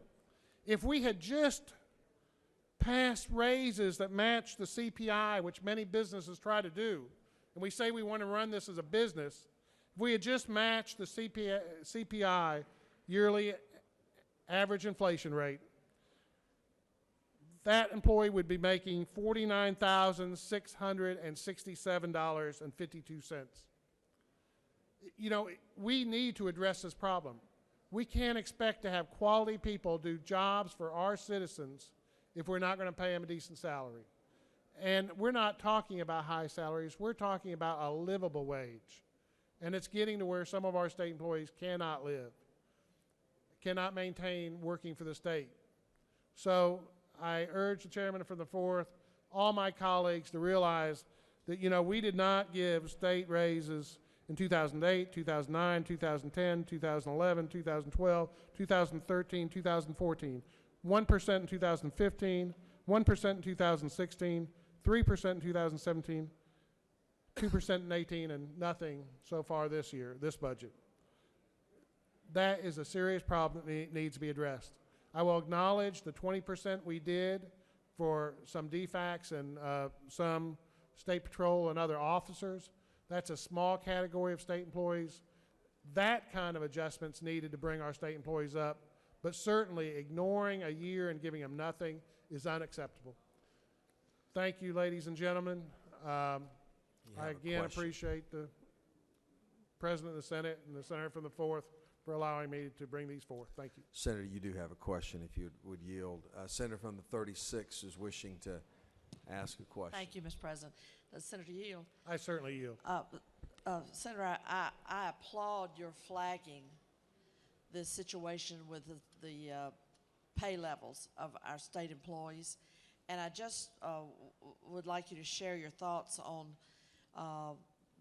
the known facts of what happens when we invest in our families, our state employees. Does that money disappear somewhere, or does it come back into the economy almost instantly? And as you know, Senator, could you talk about that some? I know you have sure.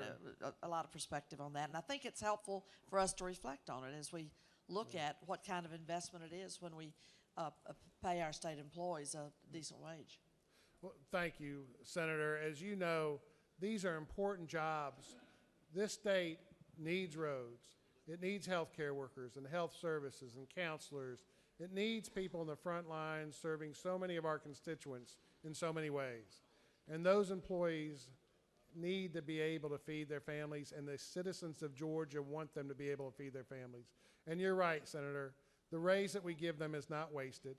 It does come back into the economy because these state employees, who on the average are paid less now than they are in private industry, are spending their monies in the grocery stores and buying goods and services, turning that money around. Some of it's coming back to us in taxes. But certainly, beyond that, we have a moral responsibility to lead this state and treat people as we would want to be treated, and to give a person a job and ask them, demand that they serve our citizens with pride and integrity, and yet not give them a raise in 5, 6 years. And when we do, we don't keep up for the cost of inflation. You know, people will applaud themselves that we gave them a 1% raise back in 2015. But in 2015, the rate of inflation was 1.8%. So we didn't even keep pace with the inflation rate that year. It's a serious problem, but I appreciate you. That money's not lost. It's feeding children. It's keeping some people from using other state supportive services. Exactly. As I recall, Peach Care for Kids, a family of 4 earning $42,000 a year is eligible for Peach Care for Kids coverage for health insurance for the children. And we have state employees making earnings below that level. I believe the record will show. And I just finally like to say that I've been very impressed in recent opportunities I've had to work with state employees. Department of Transportation, for example, came out to our district and is conducting the big safety study, redoing Metropolitan Parkway, which many people drive on, and their level of expertise and professionalism was just heartening. It was top notch, and we see that across state government, and I hope we can look with a clear head and clear eyes on acknowledging that through increased pay, which is what is a real way to show people that you appreciate them. And to answer that question, yes, absolutely. We have a lot of talented state employees that do an excellent job.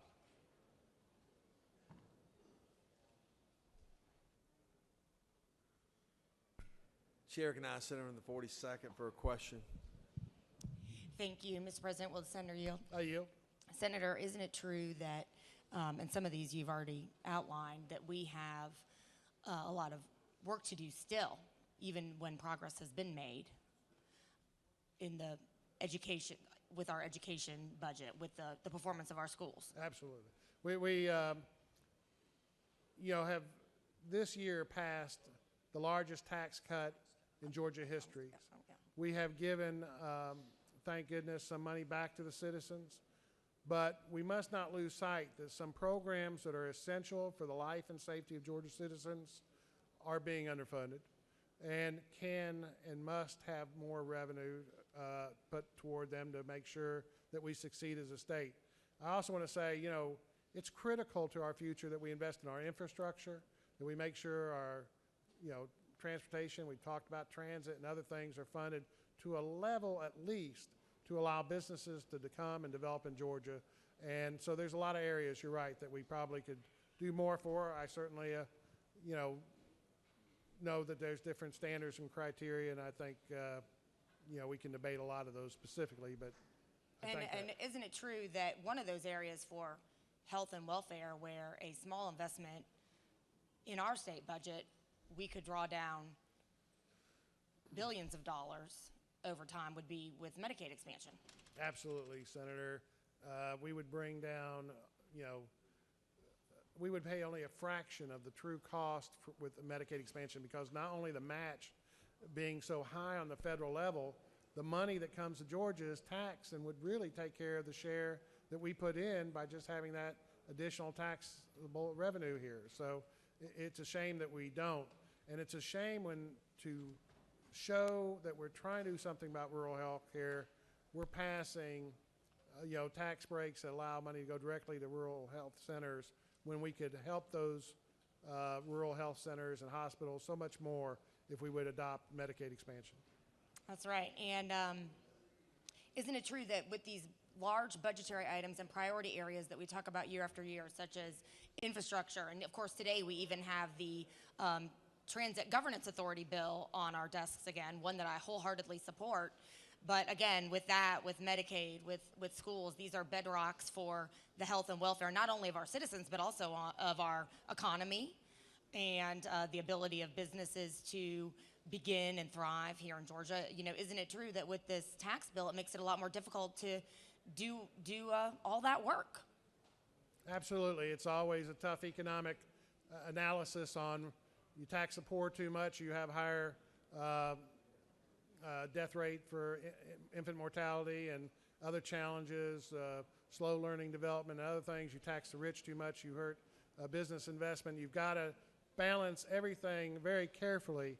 And I think that as a state, we need to make sure that we're developing both our infrastructure and our health services to make a healthy and progressive state that can grow and prosper and lift everyone up. Well, I couldn't agree with you more, Senator, and it's certainly true that there is a balance to be found, and Georgia is not currently a high tax state, and some of these areas do deserve our attention in the next year and going forward. Thank you, Senator. Thank you, and as you know, one of my biggest concerns seeing so many people that are struggling to stay in their state jobs, who have done such excellent job and work, and that I've known for over 20 years of service, not really being able to stay here anymore because we're not doing what you would do if you had a business. We're not working with these people as individuals on a daily basis in many regards. So we don't see the work they do, and we're able to turn a blind eye that you wouldn't be able to do if you were working with people in your factory every day. So we need to open our eyes and try to address that issue.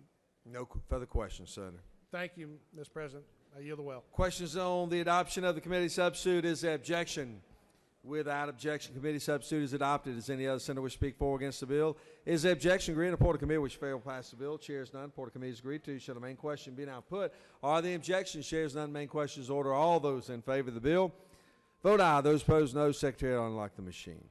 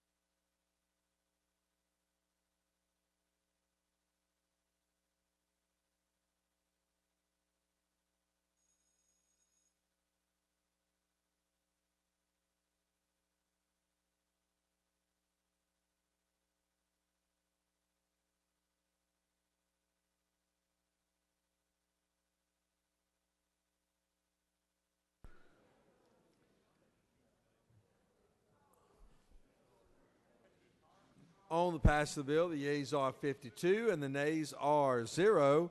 And this bill, having received requisite constitutional majority, is therefore adopted. Chair recognizes Senator from the 4th.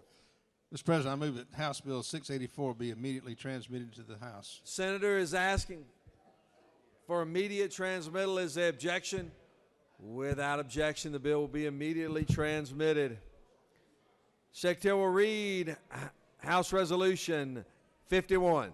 House Resolution 51 by President Powell, the 171st notice, a resolution proposing an amendment to the Constitution so as to remove the prescribed methodology for establishing forest land market value and for other purposes.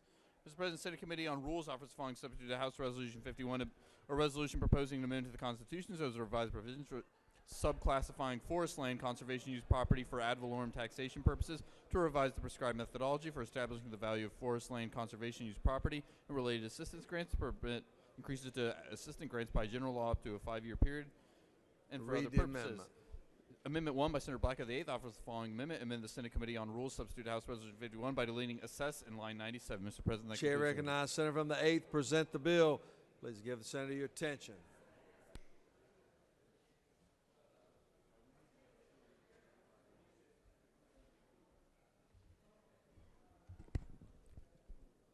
Thank you, Mr. President. Fellow senators, we have a bill here that I think we in the Senate can really take some pride in. Chairman Hufstadler, that chairs our Finance Committee, he labors under a handicap because the Constitution provides that all revenue measures must generate in the House. And the House guards this very zealously, and it puts us at a handicap, and the chairman of the Ways and Means Committee over there has obtained the status that almost anything he proposes just comes back through automatically. And last year, they passed this bill out, and when I saw this bill last year, I knew we had problems, and I went to work on it. And we have developed a piece of legislation here that I think serves the needs of the forest industry, and it protects the local grant that our local schools and local governments in these rural areas are so dependent upon. All of and these are the areas where this kind of assistance is most needed. The major change this does is this takes away what was proposed by the House of moving the assessment into the Department of Revenue and leaves it into the hands of the local assessors, with the exception it creates a special class of timber that they can sign up for, and it will be assessed by the Revenue Department. But we got a provision in here that limits the Department of Revenue. They can only assess that property down to 175% of the value that property will be assessed at. It was in FLIPA. This protects the grants. This will keep the people coming, because we actually have a few landowners that cannot put their property in a covenant. This will actually be a positive, because this will get just enough of assessing being done by the Department of Revenue to provide a good guide for our local assessors and keep them in check. It also has got a provision in that provides for some, I'll say, updating and some equalization. From the standpoint, the original bill used the base of the figures that was on the books in 2008. This moves it to 2016, sort of updates it. It will actually bring some reduction in the grant for some areas where these counties, where the values have dropped off and they have dropped the values. It will bring a little increase for the counties that had been laxed in their assessing and they were behind. But this is the basis of the constitutional amendment. We will have a enabling legislation that will follow. If there's any questions, I will attempt to You have answer one them. question. One question, Senator. Yes, sir. Chair recognizes Senator 12.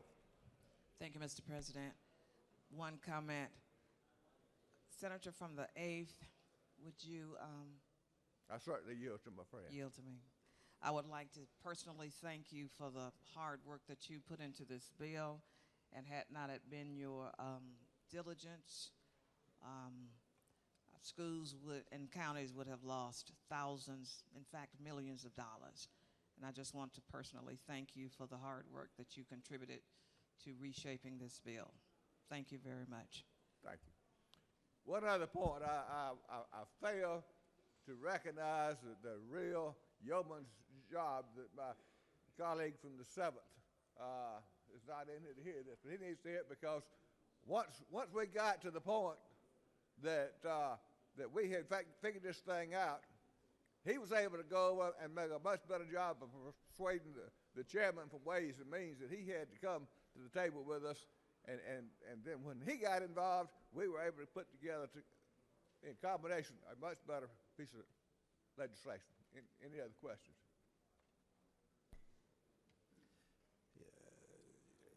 Chair recognizes Senator from the 33rd for a question. Thank you, Mr. President. Will the senator yield? Yes, I do. Thank you. Is it true, Senator, that you worked a number of years on this bill and that it does have bipartisan support? Yes, we sir. certainly have bipartisan support on this. No further questions, Senator. Thank you. Question is on adoption of amendment number 1. Is there objection?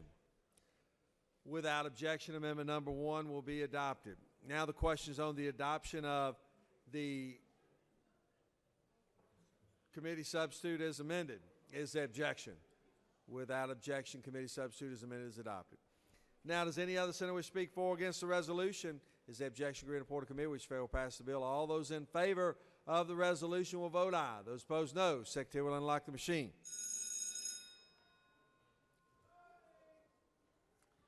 We need all senators to be in the chamber voting.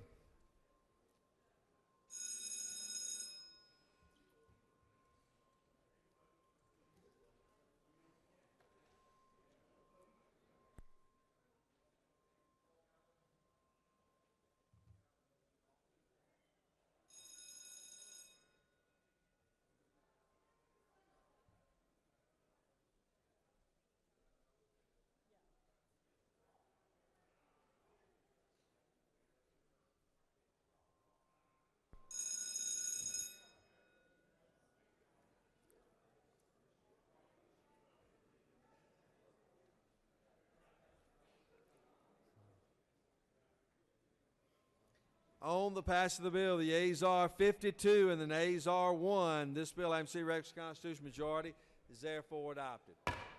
Secretary will read House Bill 85. House Bill 85 by Representative Powell, the 171st, and others. The bill will be titled and enacted in Code Section 485271 of the OCGA, relating to table of values for conservation use of value of forest land, so as to revise the methodology used to establish forest land fair market value and for other purposes. Mr. President, Senate Committee on Rules offers the following substitute to House Bill 85, a bill will be titled and enacted in Title 40 of the OCGA, relating to revenue and taxation, so as to revise definitions related to the value of property, to provide for the values for assessments for forest land, conservation use property, and qualified timberland property, and for other purposes. Mr. President, that concludes the order.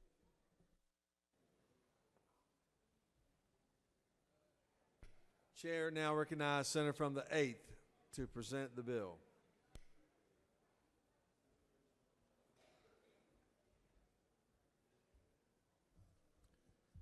This is enabling legislation for the constitutional amendment we just passed. This provides some updates on the statutes that governs property entering to FLEPA. This changes it from a 15-year covenant to a 10-year covenant, which is needed to make it a little more user-friendly. And it's got the other factors in here that it actually provides for an adjustment on these counties that are going to receive a reduction in their grant because they have lowered their values from what it was in 2008, and that difference will be phased in. So, good piece of legislation. I'll entertain any questions anyone might have. Questions on the adoption of the committee substitute. Is there objection? without objection, committee substitute is adopted. Does any other senator wish to speak for or against the bill? Is the objection agreed in the Porter Committee, which failed pass the bill? Chair is none. Porter Committee is agreed to.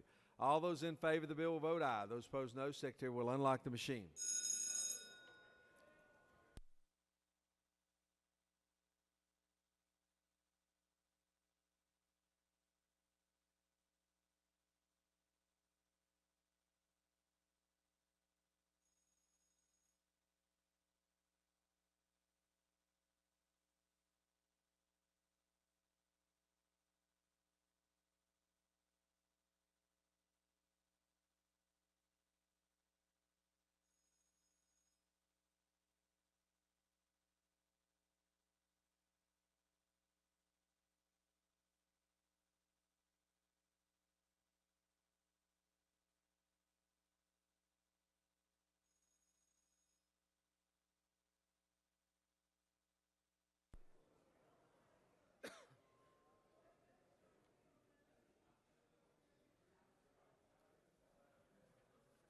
On the pass of the bill, the yeas are 52 and the nays are 1.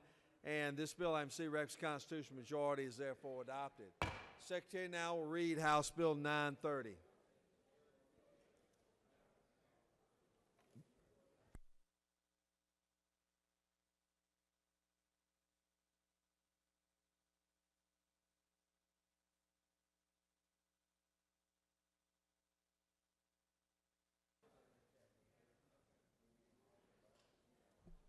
House Bill 930 by Representative Tanner the Ninth and others, the bill will be titled enacted in Chapter 80 of Title 36, Title 48, and Chapter 32 of Title 50 of the OCGA relating to provisions applicable to counties, municipal corporations, and other governmental entities, revenue and taxation, and the Georgia Regional Transportation Authority, to amend Chapter 9, Title 32 of the OCGA relating to mass transportation and for other purposes. Mr. President, Senate Committee on Transportation offers the following substitute to House Bill 930 bill with title enactment Chapter 80 Title 40 of the OCGA relating to sales and use taxes, so as to provide for an exception to the ceiling of local sales and use taxes and for other purposes. Mr. President, that concludes the order. Chair recognizes Senator from the 21st Distinguished Transportation Committee Chair.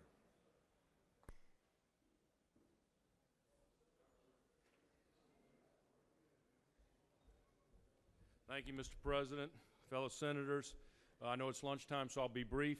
What I bring before you is House Bill 930. Let me tell you what's happened in committee. We took House Bill 930 and we stripped it out and reinserted Senate Bill 386, which passed this body 51-4 a couple weeks ago. So we really are voting on the same bill that we voted on a few weeks ago. And basically all this does is it brings the region together and to where people can cross jurisdictional lines on public transportation in a seamless, efficient, clean, and most of all safe manner. So it's very customer centric. It creates the ATL Commission within Greta to facilitate planning, funding, and construction, and it allows counties to go to the voters with a project list to ask for a 1% sales tax dedicated to transit. So that's basically what the bill does. And Mr. President, if there are no questions, I'll yield the will. No questions. Questions on the adoption of the committee substitute. Is there objection? Without objection, committee substitute is adopted. Is any other senator wish to speak for or against the bill? Is the objection agreed? The Porter Committee which failed pass the bill. Chair is none. Porter Committee is agreed to. All those in favor of the bill will vote aye. Those opposed, no. Secretary will unlock the machine.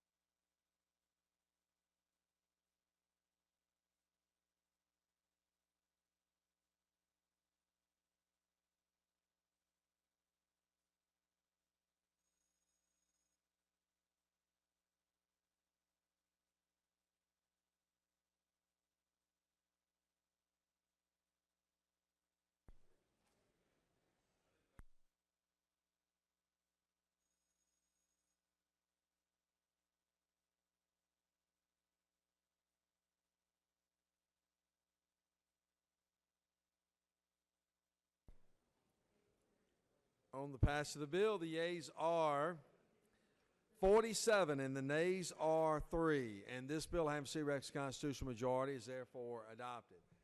Secretary will read now House Bill 735. House Bill 735, by Representative Bentley, the 139th, and others, a bill will be titled Enactment, Article 2, Chapter 7, Title 48 of the OCGA relating to the imposition, rate, and computation of and exemptions from state income taxes, so as to create an income tax credit for expenditures on the maintenance of railroad track owned or leased by Class 3 railroad and for other purposes. Mr. President, Senate Rules Committee offers the following substitute to House Bill 735, a bill will be titled Enactment, Chapter 60 of Title 36 of the OCGA relating to general provisions applicable to counties, municipal corporations, so as to exempt certain railroad property from stormwater fees, to amend Article 2 of Chapter 7, Title 40 of the OCGA relating to the imposition, rate, and computation of and exemptions from state income taxes, so as to create an income tax credit for expenditures on the maintenance of railroad track owned or leased by a Class 3 railroad and for other purposes. Mr. President, that concludes the order. Chair recognizes Senator from the 51st. Good at being the caboose. Good morning. Thank you, Mr. President. Good morning, Senators. House Bill 735 is an important bill. It creates some tax credits for our freight industry and our railroad lines in Georgia. Section 1 of the bill exempts land in a railroad's right-of-way that is covered with gravel and rail from any stormwater fees. It does not exempt the railroad stations, the maintenance buildings, or other developed land used for rail purposes. It also exempts any railroad line acquired by the state from all of the same water fees that would be assessed by the locals. The railroad tax in Section 2 of the bill gives Class 3 railroads, which are the smaller carriers with less than $35 million in revenue, an income tax credit to equal half of the cost of their qualified railroad track maintenance each year. The credit cannot exceed $3,500 per mile and can only be used once for each mile of track each year. The sunset on this credit is set to be 2023 tax year. Section 3 of the bill deals with a carpet tax credit. It creates a tax credit for carpet facilities who purchase $20 million in qualified investment properties, which is an expansion of an existing manufacturing facility. It also has to create 25 full-time new jobs between the years 2018 and 2020. Mr. President, that's the summation of the bill, and I'll be happy to answer any questions. You do have a question. Chair recognizes Senator from the 36th. Thank you, Mr. President. Senator Yield? Happily. Thank you, Mr. Whip. I wanted to ask about the exempting the railroad's stormwater fees. Sure. On the right-of-way. Isn't it true that came to the Finance Committee as we were considering the bill? It was an add-on in a committee substitute form, or amendment or committee substitute, but it did appear late in the bill. Is that not true after it came out of the House? It did get amended in Finance Committee. That's right. And it got amended in and rules. I have trouble finding a justification for that.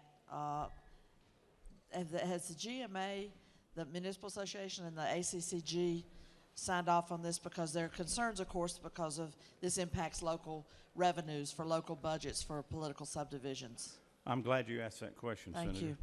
In fact, GMA has this same exact language in their model language and their model ordinances on their website.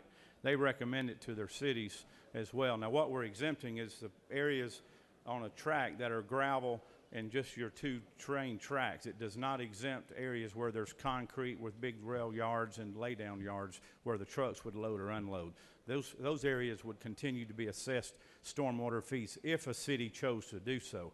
Right now, I'm not seeing there are any cities that are doing this on the railroad tracks at this time. So we're following pretty much word for word what the GMA model ordinance reads. And did they acquiesce or sign off or give a green light on this? They sure did. They did. GMA is fine with the and ACCG, do you have? Yes, ma'am. Thank you, Senator. You're welcome. Chair recognizes Senator from the 45th for a question. Would you please yell, Mr. Senator? I'd be happy to. Is it not true that the reason that they agreed to it is because these are the short line railroads and there's very few? That's correct. But it does apply to all rail lines in Georgia. No further questions, Senator. Thank you. Questions on the adoption of the committee substitute. Is there objection? Without objection, committee substitute is adopted. Is any other senator wish to speak for or against the bill? Is there objection? Greater Report of Committee which vote pass the bill. Chairs none. Report of Committee is agreed to. Shall the main question be now put? Objections? All those in favor of the bill vote aye. Those opposed no. Secretary, unlock the machine.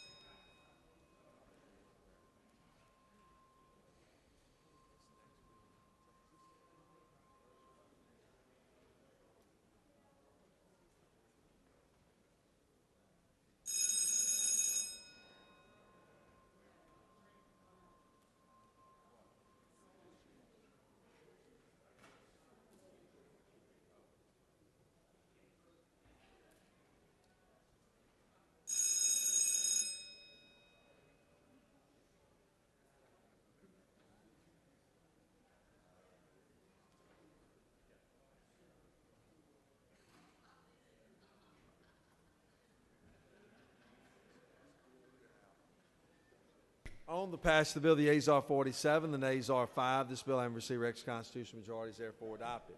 Secretary will read SR 989. Senate Resolution 989 by Senator Wilkinson the 50th and others, a resolution encouraging the Federal Motor Carrier Safety Administration to withdraw the electronic logging device regulations on the agriculture industry and supporting agribusinesses and for other purposes. Mr. President, that concludes the order. Chair recognizes the distinguished senator from the 50th, the Agricultural Committee Chairman, Senator from Dacoa, wearing a nice red tie, supporting ag, is recognized as he slowly approaches.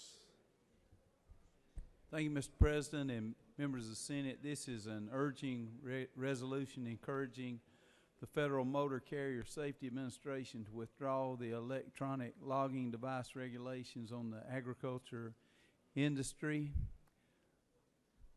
With the electronic logging, when you reach your maximum number of hours, your truck's just stopped wherever it happens to be at the time. And when you're hauling an agricultural product, a load of cattle, a load of hogs, or a load of produce, sometimes that doesn't work too well. You have to have somewhere to unload them and take care of them. So we would just like, we've already gotten a 90-day delay on this resolution, and we would just like to urge them to take some more time and look a little closer at it. Mr. President, if there are no questions, I'll yield the well.